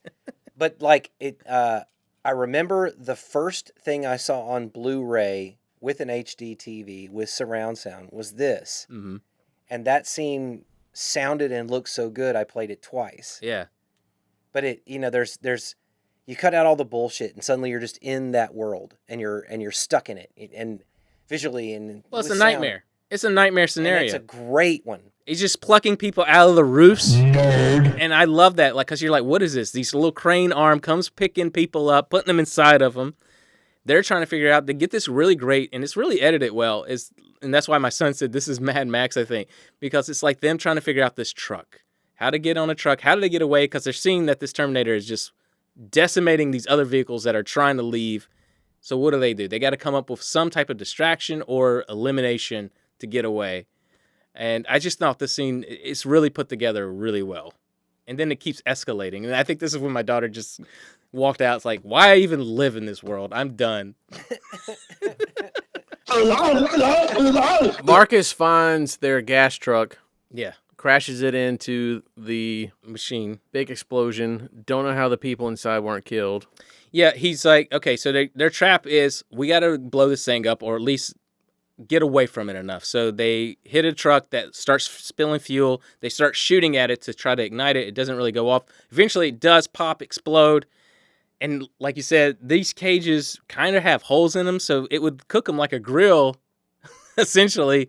But they seem unscathed because when we get to the scene later, they're being put inside the trap and everyone seems fine.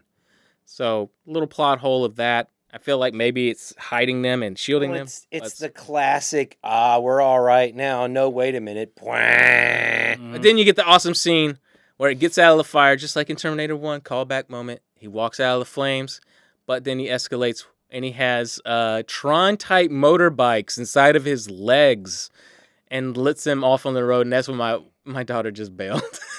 Yes, how do you have this going on with T-600 still walking around? I mean, these are sick. I like their mobile unit is off the chain. Skynet figured that out. Like, it's pretty good, and they also have miniguns on them, and they are chasing them down. And you get this really nice sequence where they're trying to fend off the bikes. They trip them off. You start to see they even call back to 3, where they put the ball on the ground, let it roll, which is great when they get a hold of it. Oh, yeah. And I fucking didn't catch that one. See, they're just slinging it around. It's a great moment. I really like that. And you think all is safe, all is done. Marcus is saved today. Reese, all of them have worked together to save themselves.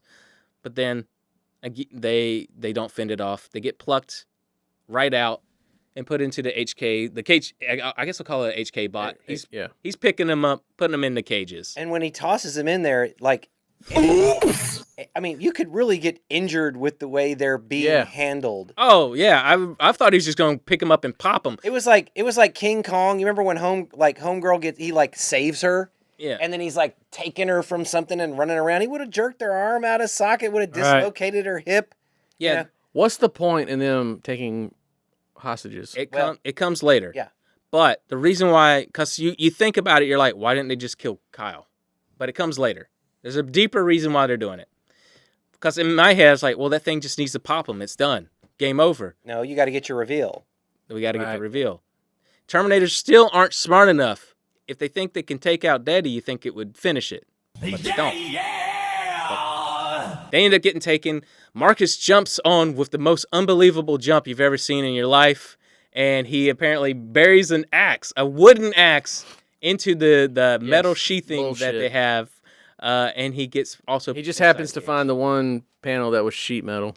Yeah, he found it. It's their cheap. Lucky him. Skynet's gotten cheap. Skynet's a little cheap sometimes on these aerial crafts. Puts them in there, and now they're all together, and they're being led to fucking lucky there, Stretch. To death camps. Essentially. Yeah. So yeah. Are they death camps or are they just material camps, like human material? Well, I was wondering, are they going to use what their are they doing? Because skin all we to- see is them like walking through like So were they taking the people they're and at the fucking bank. They got to go through the So there's a little mixture of what happens here, right? ropes. A little bit of is a death camp. They're assimilating. Mostly they're just trying to probe and figure out who's the ones that are part of the main final uprising. And getting them and exterminating them. See, I thought the farming was they're going to take them there, wrap their skin on. That's part of it too. Okay. It depends how deep you want to go into the books and things like that. But yeah. All right. But we ain't got to go that far. Yeah. All we need to know is they're rounding up humans because AI essentially said if humans existed, then life would prosper. The Ultron effect, right? Humans are the problems, so let's just take them out. Done. Peace on Earth. Marcus falls off the hunter killer and does this insane fucking just thrown through the fucking water. The HK takes off, and then we're back into the John Connor's base, and he's guiding the A-10s. They're attacking the HK. Yeah. The Warthogs. It's funny because once one of the planes is taken out, then John Connor's like, abrasive maneuvers or whatever. It's like a little too late for that. Like one of your planes was just shot down. No way someone on the ground's gonna be telling him what to do like that anyways. So unrealistic. So there's like a little war fight. They get dropped. We see a fighter jet eject from their the pilot seat, and Marcus eventually comes upon them, finds them because he's looking for answers, right? Yeah. He sees that the harvester makes its way going to the harvester. That's what it's called. It's headed back towards Skynet or one of its main facilities. And this is where we see Marcus now meet the pilot, and we find out it's a female pilot named Blair. And she's smoking hot. Captain Blair. Well, why wouldn't she be? I mean, why not? Why not? Why And not? you know what? They're going to have to walk through the desert together. Sweet. And of course, she's like, she fairly thinks that he might be a resistant fighter because obviously what he's wearing. So she's already trusting him. He catches her, and boy, is he strong. Again, a little subtle hint that, boy, he is really strong. He just catches her like it's nothing. His tumble through that water would have dislocated. He's dead. Things. Oh, yeah. But then we get some fucking goddamn TV movie of the week bullshit. We have a fucking goddamn fade out.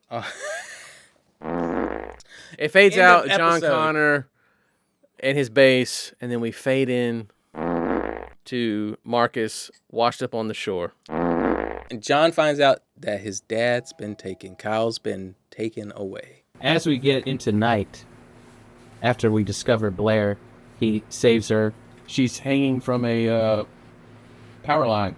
Yeah, some electrical system, and he brings her down. She's like, "You're good, you can drop me." And then they find out, like, "Hey, what you're wearing, I'm kind of into. You must be part of the resistance." And he kind of plays it up a little bit. Because she got a great ass, and you got your head all the way up it. And then she's very attractive for a post-apocalyptic woman. Pilot as well. A pilot. She's into Marcus. That makes her look really nice. And she has a smoky eye thing going on. Yeah, she's into him. Yeah, she's like, ooh. I like how she had he's hunky. Wants that RoboCop. Yeah, RoboCop. Well, it's all that good flying hair's making it look good. So, you know, they're on a journey. Nightfall's near. Two hot people, post-apocalyptic background. Like, why wouldn't they be attracted to each other? Sure. Well, I don't know about him because he was acting like he didn't know emotions because she was showing him hella emotion. Yeah, the signals were there. If you seen his face, he was like, you can either stunt that to what should I do? You can either stunt that to bad acting or he's a half a machine. We don't know. I think it was the machine part couldn't feel the emotion. There you go. He couldn't get an erection. He doesn't have a heart, but that's the only thing he physically has left. Well, let's get into something that's important about it. All right, there's two important things that happen here. Yes. One, we have another moment where someone remarks about Kyle's heart. How strong. I'm not Kyle, but Marcus's heart. How strong it is. He has humanity in it. Right, because she's cold and she needs someone to keep her warm by the fire. Well, before even that, snuggle. She's almost sexually assaulted by some rapists out there. Because we got to have in the post-apocalypse. Hey, you look pretty. Even one of them says, I got the donkey. Like, I got the donkey. I'm like, what are they talking about? Well, the thing about the post-apocalyptic world is rape. Yeah. So then we get into the only yeehaws left in California. Right. We're like, hey, you got a pretty mouth. And she's like, hey, I'm just trying to get back to my boss. And they're like, nah, you ain't going nowhere. Going nowhere. I got you, bro. And they start calling her a donkey, which I think is very strange. One of the actors was just going off the script saying, hey, get her. That's that donkey. We got her, dog. And they're doing that. And then Marcus shows up and he just starts beating on him. And immediately she's just like, oh my God. Well, they're also both wet. Oh, wet, super wet out in the desert. You know, it rains all the time in the desert. She was. This is the second rain in the desert that we have. Marcus saves her. Right. Oh, with ease. With super ease. Whoops that ass. And she's like super into him after that. Oh, well, yeah. Because this gets her turned on. Yeah. I mean, and wet. How wet? Well, they attack her. She fights. Rain wet. I like how they attack one at a time, like all good bad guys do. Marcus takes a punch, and it doesn't even affect him. It's the Terminator thing. It's exactly the same shot. When Arnold gets hit by the tough security guard lady, and then he just does that to her to throw her off. It's the exact same shot. Callbacks. And then they cuddle. Well, you know, No, she cuddles. Well, you gotta stay warm. Gotta do that. Yeah, he didn't know what She to says do. she's cold. I think he felt like It's like, hey, well, why don't you fucking get close to the fire then? Because they're sitting pretty fucking far away from It's the over fire. there. He should have said that. It's over there. Here's the sweater, bitch. Fire over there, ho.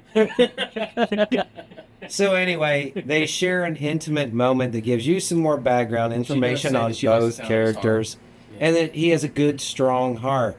Again, playing the heart, Durga. Then we cut to John Connor and his boy Common. We're like, we gotta take down these Terminators. And I guess they take down, is it an HK? They take down one of the big flying ones, right? They did, yes. Yeah, and they found out the signal pulse does work, and that's all you need in that scene. Woo! Okay, motherfucker. Star now in the camps. Are we concerned about Star? Or are we like fuck Stars all the time?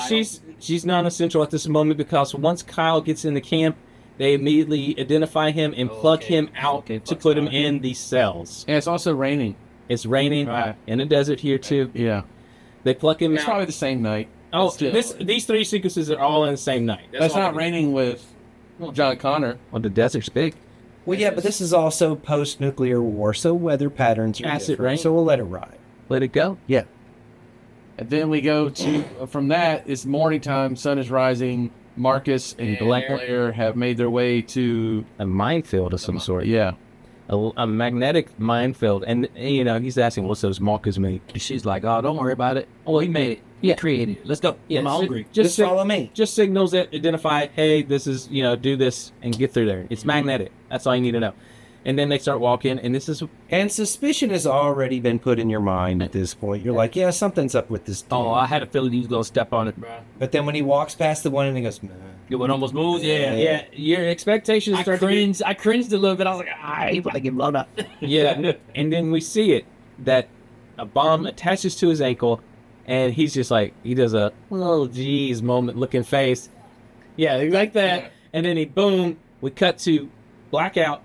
Wake up for a moment, and then they're like, Kyle's wife is doing the operation, making sure he's okay, and then she's a little shocked about what they see when they open him up, and then Kyle comes over and immediately knocks him out. That reminded me of RoboCop. Y'all remember that scene? That first person? Yeah, it's definitely reminiscent. That's a good point, because all his sequences of waking up are all first person. All right, first watch, this still bothered me. How's Common going to knock him out?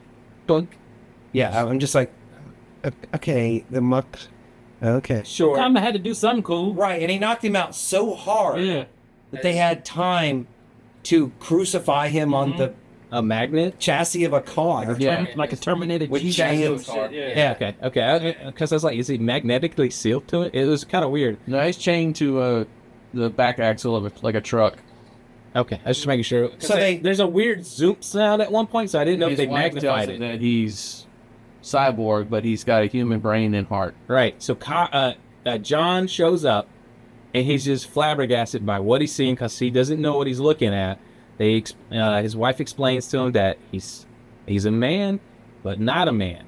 He's got a heart, but he's a machine, and he just is trying to decipher what he's actually looking at. You know, imagine you've lived for 40 years, and you've been told one thing your whole life, and now all that is up.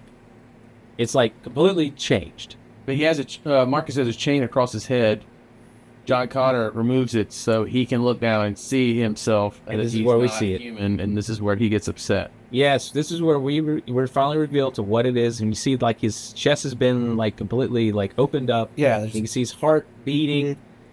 It's a pretty gnarly looking scene. It kind of reminds me of the RoboCop remake, where they're like, I want to see what's left. And he takes everything apart, and he's just like lungs, a skull, and a hand. And oh God! He tells them that he was born August 25th, 1975. Yes, this is where we learn about. He's like, he's not human. This is what John tries to tell himself, that this is not a human being. But Marcus is overly confident in saying, no, I have memories, I have feelings, I've had a life.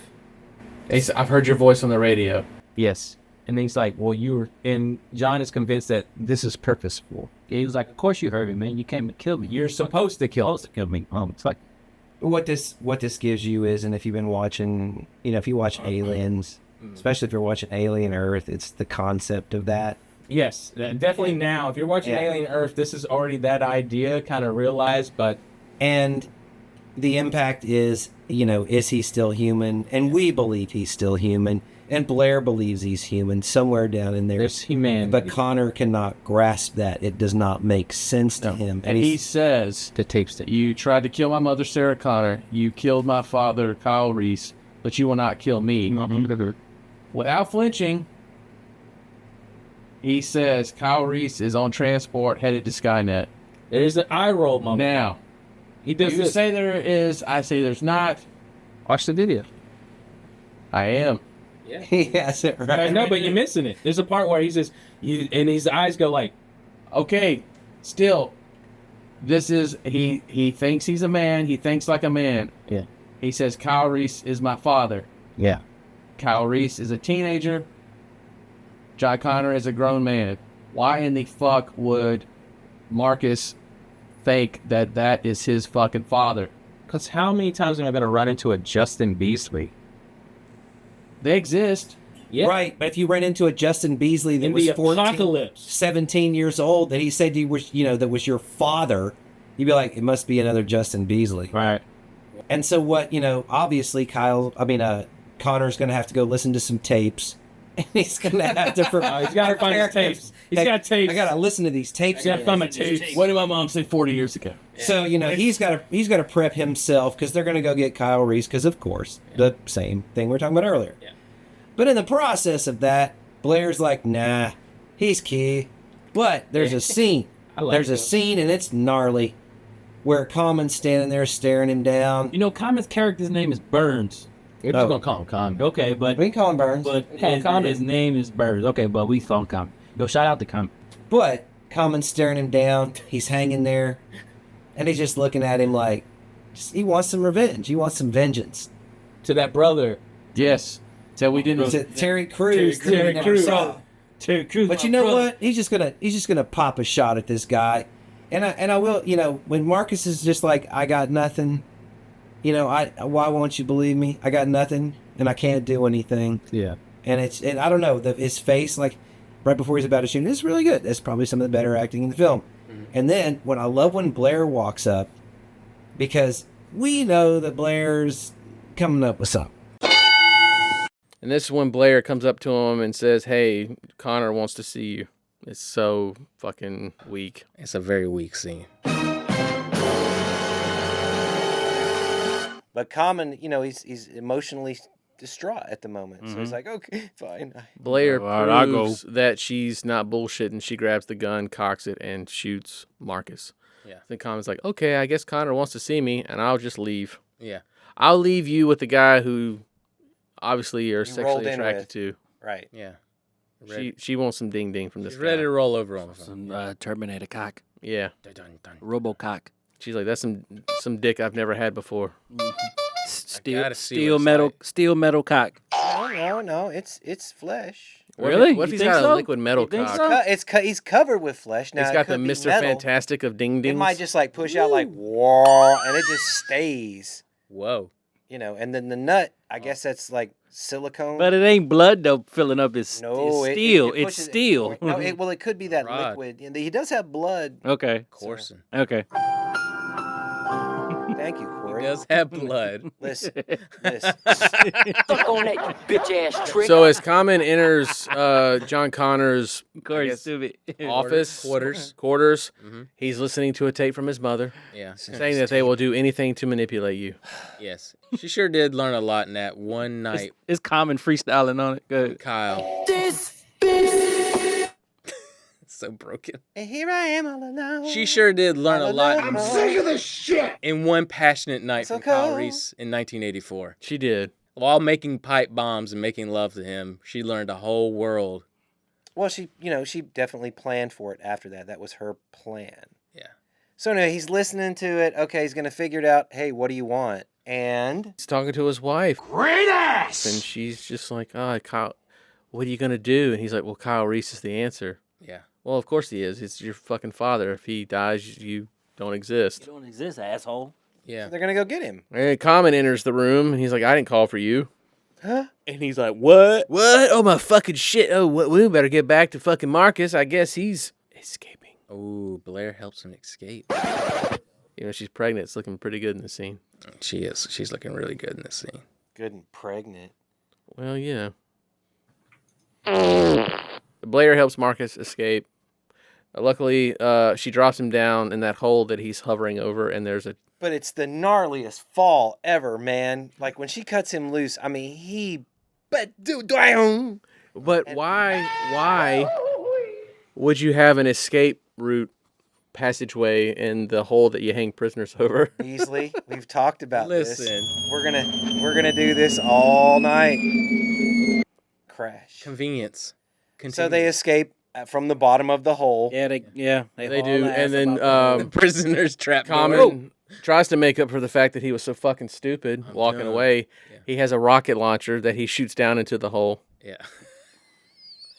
And Run quick before flames chase someone through a hallway. Common, you asshole. he covers Blair, and it's kind of erotic. Yeah, it's a little erotic. Yeah, except Oh, for I the- see your cyborg muscles there. Fuck me But- now. This is a giant cock. But like when the flames go over him, it's a ridiculous one. Like she would have had burns. Yeah, she's looking good though. I'm gonna come. I mean, But then we're back out into the minefield.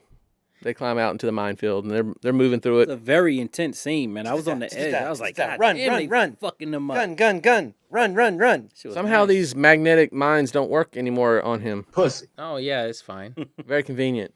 Plot armor. I was waiting for that, and I was anxious about it, and it didn't happen. I was And that like, would have been why? sick. And again, first watch, same thing. Where are the mines? Yeah. They should be springing up. Yeah. And that would have made for a cool scene. Maybe even Common would have got annihilated That was blasting the fuck out of them, though, bro. That And it shit was just nice. like, Nice. Yeah.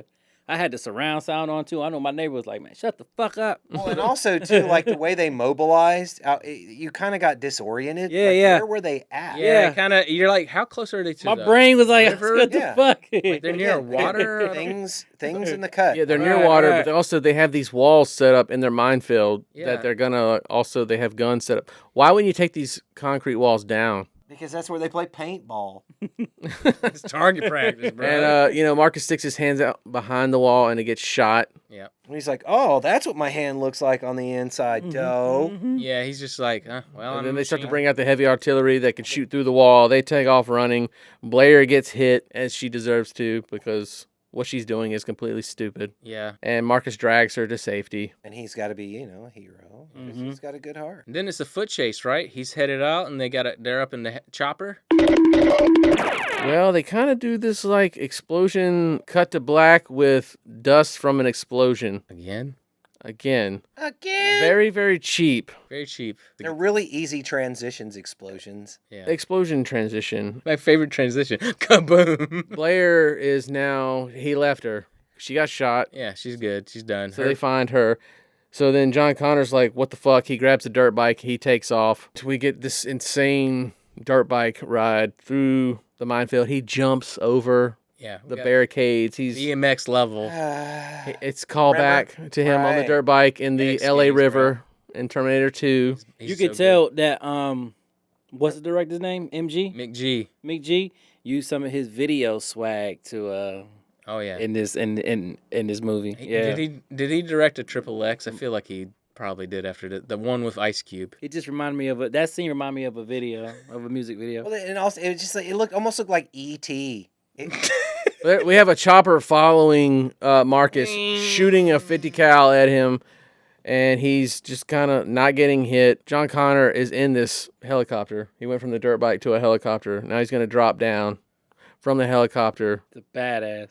This is like, I'm going to get in this at the beginning. I'm going to go up in this helicopter. It's going to crash. It's not going to bother me. I'm going to jump off a plane into the ocean. It's like just these weird scenarios. Yeah. They drop napalm on fucking Marcus. A lot. A ridiculous amount. This is Apocalypse Now levels amount of napalm. I was like, what? All for one guy? But now John Connor's on the ground. Yeah. Right after dropping this napalm. Like, this guy can fucking do it all. This scene is fucking sick. Because all the trees are on fire. They're burning. And he switched seats so he could be the one to drop it. The helicopter drops down over the water and it's dropping flares down. Yeah, they see through the water. And we get some hydrobots. Right. They pop up. They start come. fighting them. Here they And come again. this scenario is a little cheese. Well, and this is where you go back to, all right, what does the gun do to him, or what does the gun not do to him? Come on, man, just pick one and stick with it. Either works or don't. So like, okay, and this is another thing. All right, you got Terminators, right? Mm-hmm. So if just stay consistent with the gun. If the gun can actually pop them, just send more. Right. But you know what I'm saying? Don't do this. Ping, ping, ping, ping, ping, ping. Listen, if they were Terminators. Don't tell me to listen. Listen. This is the way. Terminators don't have to sleep. Why don't they just go to their base at any time? We can't always go, Matt. Sometimes they have to listen. I'm thinking about Terminator Listen. 1. They know where the base is. You see it in his dream. Why don't they ever just go back? Listen, Mick G directed fucking Charlie's Angels, so that's where his... I'm coming out. Sorry, the Pink song starts playing in my head. Look, listen to this, though. This is something listen, Matt. I'm listening. I'm listening. I want some technical information from you. Okay. Because I think this is the best setup in the whole movie. So they drop the napalm. All the trees are on fire. The hydrobots are... crashed a helicopter. John Connor's now in the water. Again, crashed another helicopter. Yeah, Right. Go ahead. So, the background, all these trees are on fire over this river. It's a little basin. How do you think this scene was lit? How did they keep all these trees on fire for? And how many nights do you think this scene took? I don't know, but I mean, I can tell you, like, I mean, we have lights all over the place now that you can just cut on, set a field. All right, for example, in Skyfall, Deacons got like 112 open face 1Ks and had them all on dimmers built on scaffolding. So when they did the look back toward Bond, and you see him standing in the field, and it looks like the whole field is shimmering from Skyfall being on fire. Yeah. And it's a frickin' wall of 1K open faces. Yeah. Okay, so you have the option to build that or make that off camera. And then as far as things being on fire, I mean, you have post that you can put propane, and then you can have Barry Davis come out and tell him what you want, and he will light it up. What does a person like Barry Davis do? For those who don't know who Barry Davis is, he does spotlight expression special effects. Yeah. But Barry would be like, well, if you want this to burn and this to burn and this to burn, we're going to need to set up a field of flame here. Is there something you're going to do in post? Are you going to add to this field of flame? Because it does get easy to hide it once you have the flame established. Just having done shitty post effects in my life. But flame, you can hide flame pretty good. It's fairly easy. I'm guessing they're fake trees, and they have pyro gas running up through them, Yeah, and that's it just keeps them on fire. That's what I assume. I think the first row of trees that get blown up are real, and then they go in later and put fake ones in. Well, here's the thing. If you look at it, though, if you look at the field of it, if you look at the field of it, it's only the trees that are in the foreground that you can see. None of the trees behind that are on fire. They also probably said it's California, fuck it. Well, no, I could see this could easily be a stage, and if you have the stage and you run that up, or it could be something in the field with the water, but you would control that area.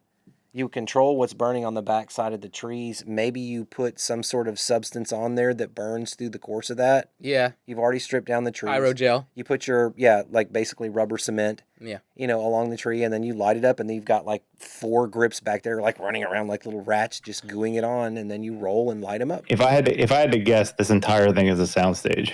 That's what I'm assuming. My shot. That's what I'm assuming. Just but so you also could control an area. Yeah, they can control that spot. Because it's like there's too much water, and they're not going to want them to fight in a swamp like that for real. There's no fucking way. That's totally a soundstage. They built those trees. The trees don't even turn black when they're on fire.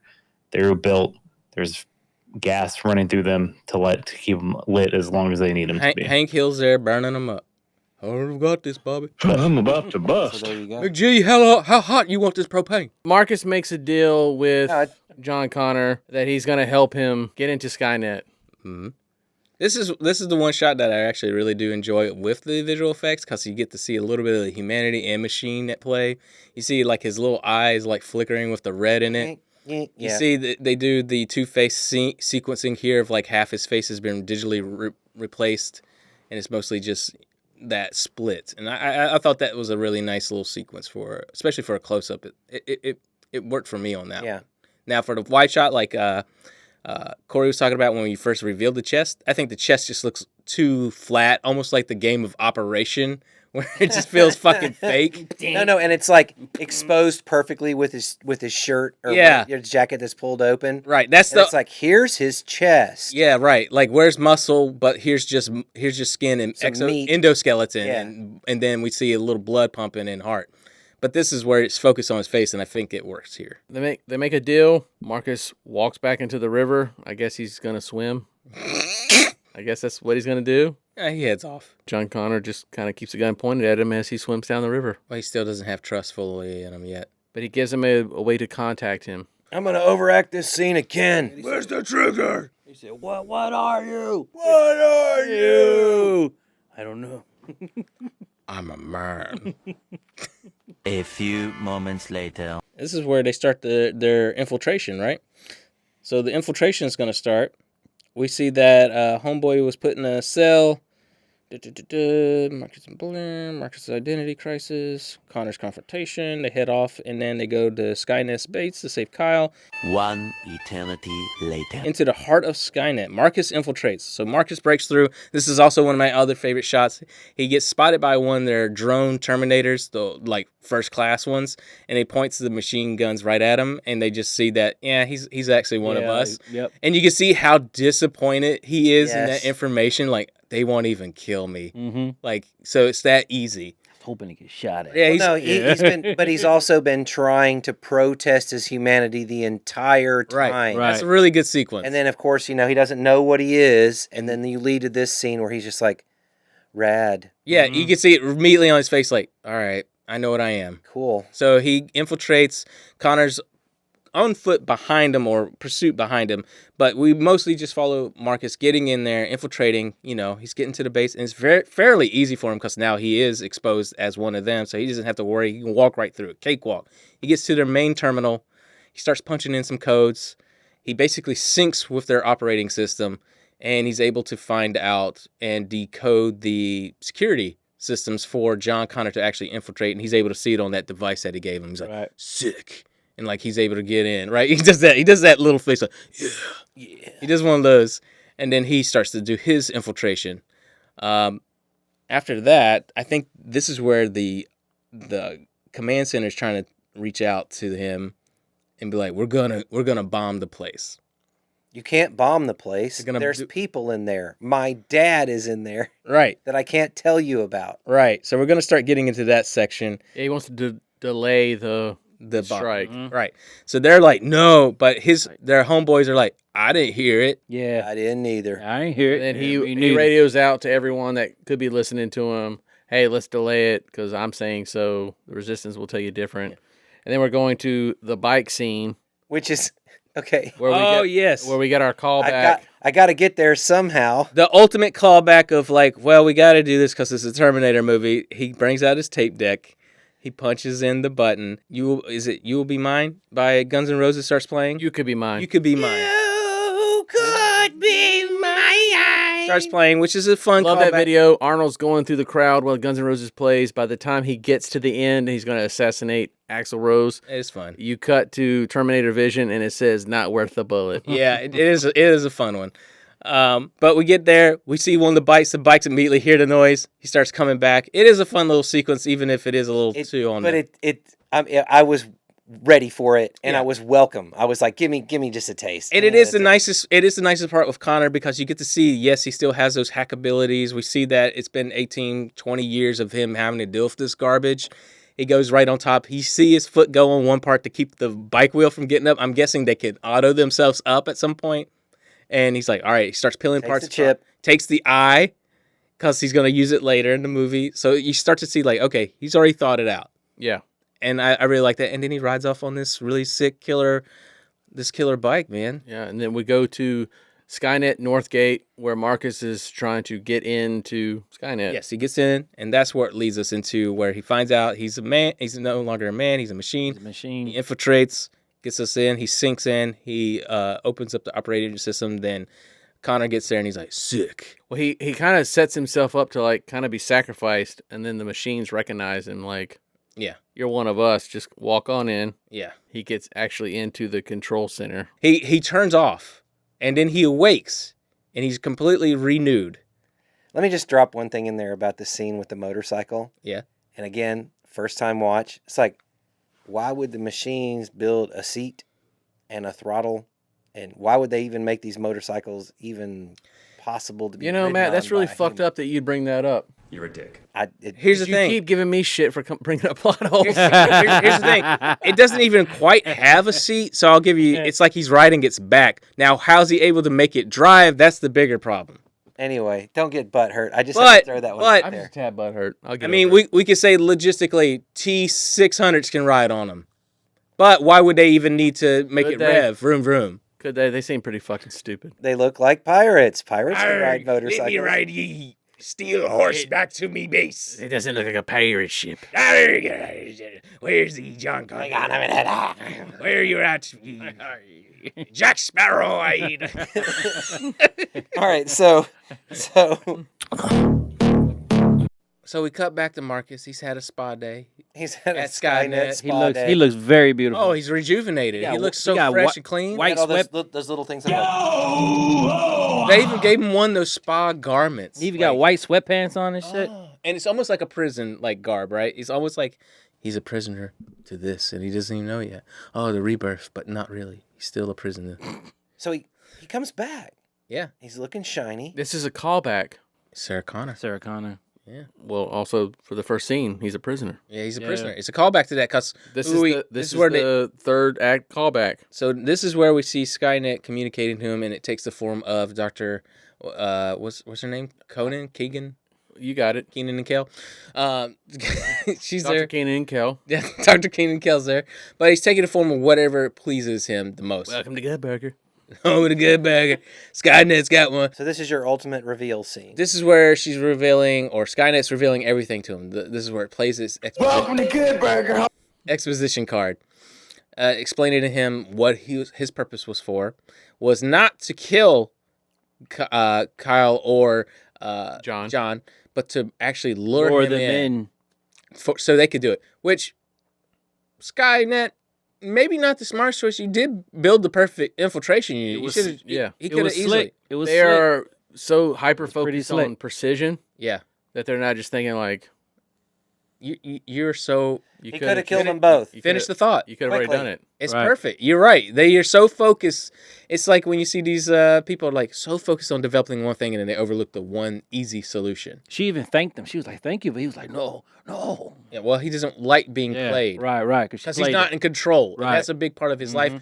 Obviously, there's probably a lot of cut out stuff, but this is a man who has been in prison, who had control of his life that was taken away, and he doesn't like to still feel like he's in the box. Well, he the gets man in the box. We get a bunch of flash frames of him insane. realizing things. Right. And he holds the back of his head, right? Because if you remember, that's where he talks about John Connor on the radio. Talks about how that's how you destroy a Terminator. Yeah. Very, very. We got a bunch of flash frames that don't mean much of bullshit because we don't know anything about Marcus other than he was on death row. Now he's a pawn for Skynet. And this is his moment to be human. Yeah. He picks humanity over being machine. And they knew he would. That's why they left him with his brain and his heart so they could manipulate that. Yeah. They were manipulating him. But you're not going to do it anymore. I got to say, if this is their experimental model, back of his head, he's the only prototype. Seems like this was a good work. Yeah. They should have kept on working on that site. While this is going on, John Connor is infiltrating Skynet by himself. Solid Snake style, just running through like Snake Plissken. That's right. So he is like Snake Plissken. Yeah. That's our callback, Matt. Okay. Yippee-ki-yay, motherfucker. We said that earlier. You said no, but here we are again. He's in there. He's going to pull his pants down, and we're going to see a snake tattoo. Okay. It's in the shape of an S for Sarah. Oh, here it goes. It's a Terminator heart. And it's got an S, snake shape. Yeah, let's go for it. He gets in, they infiltrate. He's looking for Kyle. He's asking people, "Where's Kyle? You know Kyle? Where is he?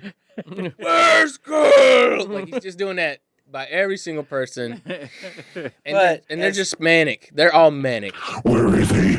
I know he's in here. Where is he? Just like that. Yeah. Just like that. He's real. But as he's doing that, though, the command center, the resistance command, is getting feedback from all the different resistance Do not sectors. drop. They're resisting.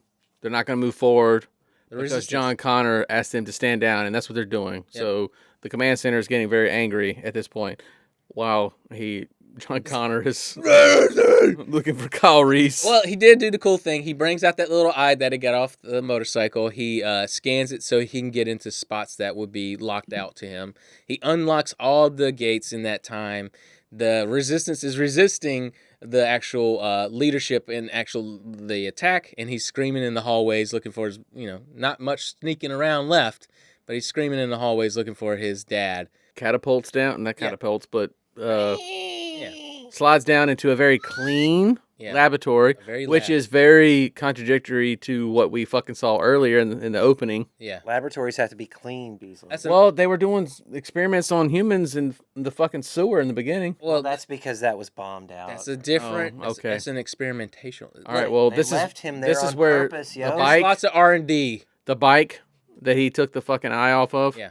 This is where he straps it to the side of his head. Yeah, so he's just sneaking. He can see all the bullshits that goes on in this very clean lab. All the bullshits. That doesn't all the cleanliness that doesn't be required in this other fucking lab from the beginning. That we know of. It could have been bombed out. and darkened. Why was there? That lab was so dirty. It's lab 12X. All the little cleaning robots got pissed and left. Yeah, Wally's doing some other shit, man. Right? He's too busy for Yeah, where are all the cleaning little fucking robots like you see on the Death Star? They're too busy, man. They're hanging out real Skynet. I'm saying Skynet needs some fucking cleaning droids. They ain't got him. All we need to know is Homeboy's looking around, still looking for his dad. His dad's on a weird operation table in another area. No, he's in a pod. He's in a pod. And That's no moon. And then he comes up to a door thinking, is that my dad in there? And boom, it busts open. And in that time, Marcus is also detaching the chip inside his head, crushing it, and throwing a sweet chair in slow-mo at the glass of Skynet, saying, "You will fail. You can't win." He's like, "Fuck this." And he's like, "No one controls me." And he, in his terrible English accent. He's not English? I think he is Australian. Boy, mate. I can't really act for shit, but I'm Australian. You want me to be a guy? What you twats want? You want to put my body in another guy? Cool. I'm in this other Terminator movie where they're putting a robot into me. That's weird. That's fucking weird how this just all happened in 2009. Mate, go. Anyway, let's go. Boom, bust open. Let's go. And you see a little billow of smoke, and you see possibly, maybe either the worst special effect you've ever seen. I'll say or worst. Pretty okay.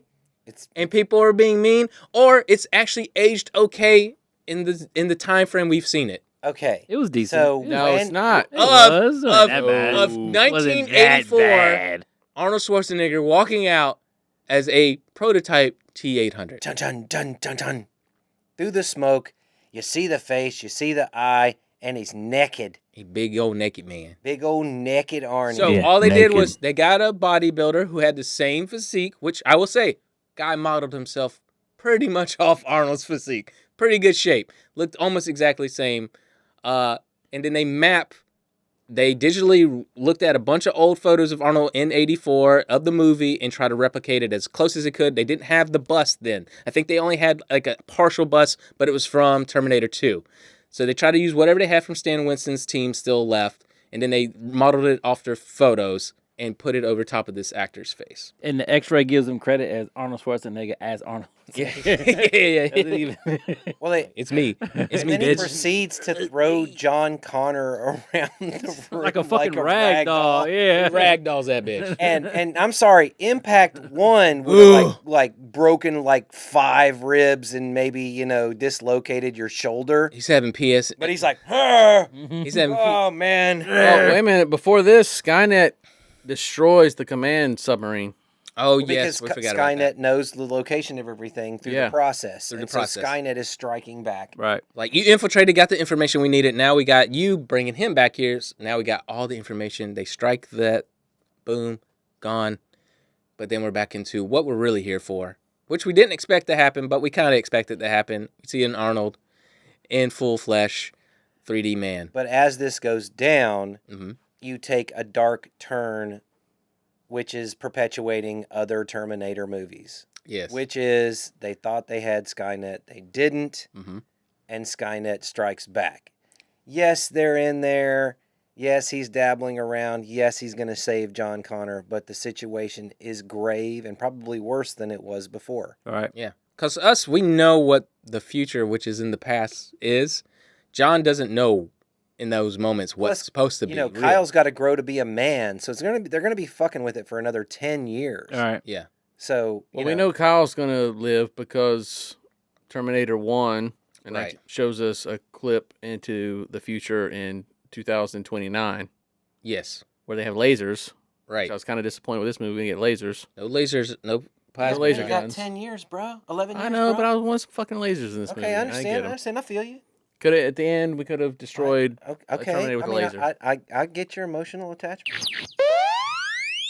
That's probably why they come up with plasma rifles after this. They're like, Because, man, bullets are not working. When they show the reality that Kyle comes from, it's way worse. Oh, much dire. It's bad. They were going to probably move toward that because this was supposed to be a trilogy. Right. We're going to build to that. I just kind of wish we would have. Well, why don't you cry about it? If I was the Terminators, I would just keep launching nukes, personally. Fuck it. Yeah. I mean, it's not going to kill them. Fuck They're it. Terminators. Oh, here it goes. Well, Matt doesn't like these loopholes and going down that I'm just spiral. saying. I'm just saying. Okay, so there we go. So that's what this plot hole, illusion. Instead of just nuking everyone, But they this, create time travel. We get this generic ass scene for our climactic end here for the final battle. Generic ass, you say? Yes, because it's goddamn just in a fucking warehouse. Sure, it's Terminator 1 and 2. Thank you. We're back. Callbacks. We gotta. It's not a thank you. We gotta remind people this is a Terminator movie because this was a very clean environment that he was in. Yeah. Up until he fights the T-800, and now we're basically back in the steel mill of Terminator 2. This scene. Why is there only one Terminator in the Skynet? So we can get that big facility? block and bash him against that column. Okay. Again, this facility, all the other Terminators are drones on the outside perimeter. This is a prototype. This is the first T-800 that's been built. Still, They're they already only in have mass this production. Terminator for the defensive inside. You can see that they're already getting ready for mass production of this one. The only reason why this scene exists is because they technically figured out something with computers, and ILM and all these guys were like, we got to show it off. And that's how they created some new reflective technology that didn't exist yet in CG movies. Well, we get a bunch of helicopters landing at Skynet, and they're just picking up the fucking prisoners. Yeah. Taking off. Skynet has no defenses whatsoever. None. They're very bad. It's like it's like Temple of Doom where the kids run out into the sunlight like, yeah, and everyone's able to go. It's not like, and maybe it's a cut scene, but we don't see anyone go do the boop bop and like all the drones like that, right? We needed that scene. It's like the only thing that exists at Skynet right now is this one T-800 that is fighting John Connor. Yeah, and that's it. And I have to remember that this isn't the official Skynet. This is just a facility, a harvesting facility, where they do prototypes R&D. Yeah, I guess. It's just still. It's not the. I know it gets real loose with everything here, and it's just so they have an excuse to fight. Right, they give you enough action and enough involvement to help you glaze over the cheese that's happening. Well, no, it's plot holes. Yeah, and you stop thinking about it because there's a bunch of cool stuff, anger and colors on the screen, but it's well done. Marcus gets thrown to the side, knocked out because he's a cyborg, and that's something that happens to cyborgs apparently in every Terminator movie. And there's a back and forth between John Connor and the T-800, but eventually John Connor's crawling. He pulls out his grenade launcher. He's gonna shoot the Terminator, but decides, oh look, there's a canister of I'm just saying hot lava. Yeah. I don't know what else. Molten lava. Yeah. I'm going to shoot that. It's going to pour down onto the Terminator, but it's not going to touch me, even though I'm crawling right in front of the fucking Terminator. How does that work? I don't know, but it looks great. I do like the fallout of this though, where he's crawling towards him and he's slowly getting like molten, and then it gives us, John Connor has a scar in the future. Oh yeah, we got to sell the scar. That's right. Oh, we got to set that scar. It is pretty cool because it is like a nice little like moment, and I do like that he's frozen in place, but you start to see him like. Because we have shots of John Connor in Terminator 2 where he has a scar on his face. Right, we have to establish this. When they show the shot of him leading the resistance, he does one where he brings down his god. The Terminator slowly just reached down as he's like, do it! Yeah, he's just like, do it! I do like dying. It's just he's gonna put the scar on his face. I do like that though. But then you run into a penis moment. This is a giant cock. We saw Arnie go down and put the thumbs up, but it was just poured over the top of this one. It's just gonna kind of solidify to the outside, maybe just a little bit. Not hot enough. Slow him down. Well, John Connor has to go over to Marcus and try to. So the lava was the thumbs up kickstart his heart, right. Matt. Kickstart. Which I'm laughing at this part because he's like he does one like elbow drops on him like he's a fucking pro wrestler like. That's not gonna work. We need electricity. We need more power. Yeah, we need some electricity, and this is where the T-800 starts to move again. You start to see the little, and I do like that. I like those little moments. They're nice. We're in a cheese. We gotta get through the cheese, so let's cut back to a robot doing stuff. breaking off the molten aluminum. He kickstarts his heart a little bit. And this is where John Connor gets stabbed through the heart with a piece of metal. Which when I was watching in the theater, Was it the heart or the chest? Oh, he gets right through the middle of his through chest. his chest. Yeah. I was like, did not expect But Marcus that to gets happen. up and decapitates the T-800. Which is pretty cool. That was cool. I will Very say, I cool. did like the scene where the Terminator found out, like, when they're not on sides, he sees through his body, and he just punches him in the heart like he's fucking Bruce Lee. One punching him. Yeah. I do like that. So this is where I'm going to kind of jump forward because I think everything else is kind of like...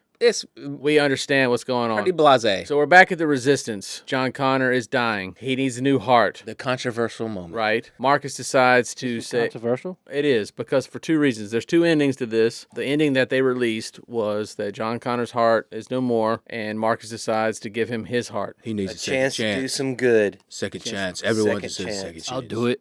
Right? But then there's this alternate version. The alternate version, which is so sick much cooler. and Isla, darkest. you want to set it up? So the alternate version of this movie is John dies, and they're like, "Oh fuck, the prophecy isn't true.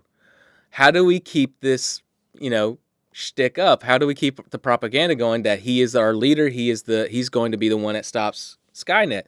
So they say, Marcus says, "Peel my skin off and put John's skin over top of me, and to keep the lie going."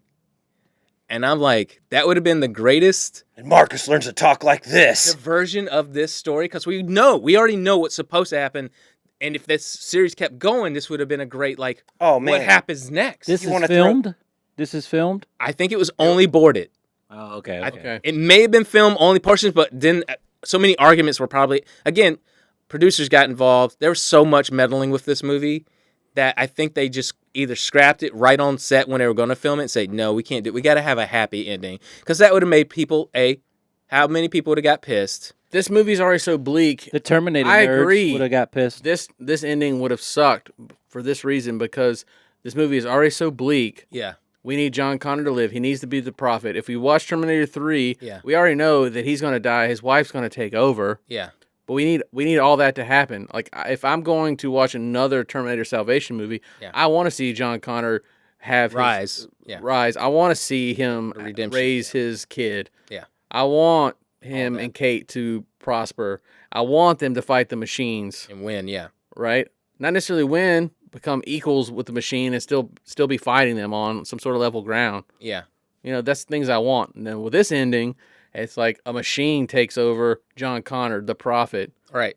We get a proxy ending. So it's like, okay, so the machines are just going to fucking win. Got you, bitch. And it would, by subtly losing. But if you're going to do a trilogy, you leave it dark. Yeah. If you're not, you leave it light. Right. Like, okay, Empire. When it's over, it's dark. Yeah. You're like, damn. Yeah. That's the cliffhanger that takes you to the next one. Same thing with the second Lord of the Rings. The sequel is dark. Oh, Christ.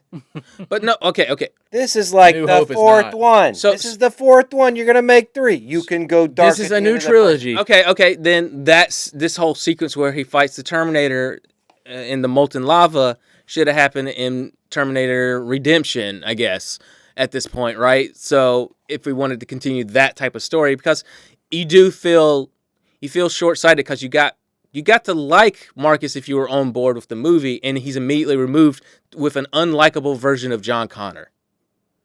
Well, I guess they're not all bad. I guess that's kind of the ending he goes with. Because even him, at that point, it's like, well, I guess not all Terminators are bad. that sets it up so that he has his buddy Terminator that he sends back in Terminator 2. Yeah, he goes and says, well, But I mean, it's like, you know what I mean? Yeah. I would prefer the darker ending. Because it creates this whole new world versus one we're familiar with. I like the ending. I mean, it's fine. It fits. It's fine. It's just all right. It's obvious that couldn't they find a hobo's heart? I would have liked this Terminator version to keep moving. I hate that we got Genesis. I hate that we got Dark Fate. Those movies can kick rocks. I stopped. Couldn't we find a hobo though? I stopped here. Just go get one of those hobos. Your heart's gonna save the future. Shut up. So as Bizu is saying, the next movies, I like all the Terminator movies, even if they are a little cheesy and chunky. Man. I think the TV series did a better job at what the sequels were supposed to be. But with Terminator Salvation, I think it's a movie that the audience, it's the Michael J. Fox, Marty McFly. They just weren't ready for it, and we just gotta move on and keep repeating the past by making Terminator 2 until fucking Arnold's gone, I guess. So what do you think is a better ending? Should Marcus have taken over John Connor, or should John Connor have gotten Marcus's heart? What should it have been? I like the John Connor ending. Yeah, but like John... Tyler, Matt, clearly I want double Avatar. Double Avatar. He's a man pretending to be... He's a machine pretending to be a man pretending to be another man. What's our next episode? What is our next episode? Somebody tell me. What's our next episode? I don't remember. I gotta look it up now. Look it up. Is it Avatar, Matt? Is it Avatar? No, that's in. No, we're not doing Avatar. That's in our. All right, hang on. Our runner-up. I gotta scroll up a little bit. Fuck you, asshole. The next episode. Why is it in this order? Oh, well, we're gonna have some laughs. Maybe controversial laughs. Oh fuck! Is it Bruno? It is Bruno. Holy shit! I'm fucking stoked for this next episode. This is my all-time favorite comedy, and I'm super stoked to be doing this. I look forward to that. Hope you enjoyed Terminator Salvation. Maybe let us know what you think about the ending. What's your favorite Terminator? Tell us in the comments. It's always gonna be. I like one, but I go back and forth. One is an adult. I grew up on 2. We all grew up on 2. I'll go back and forth. 1. Anyway, we go 1, and I go peace. Seriously, man, Later. We're fucking done professionally.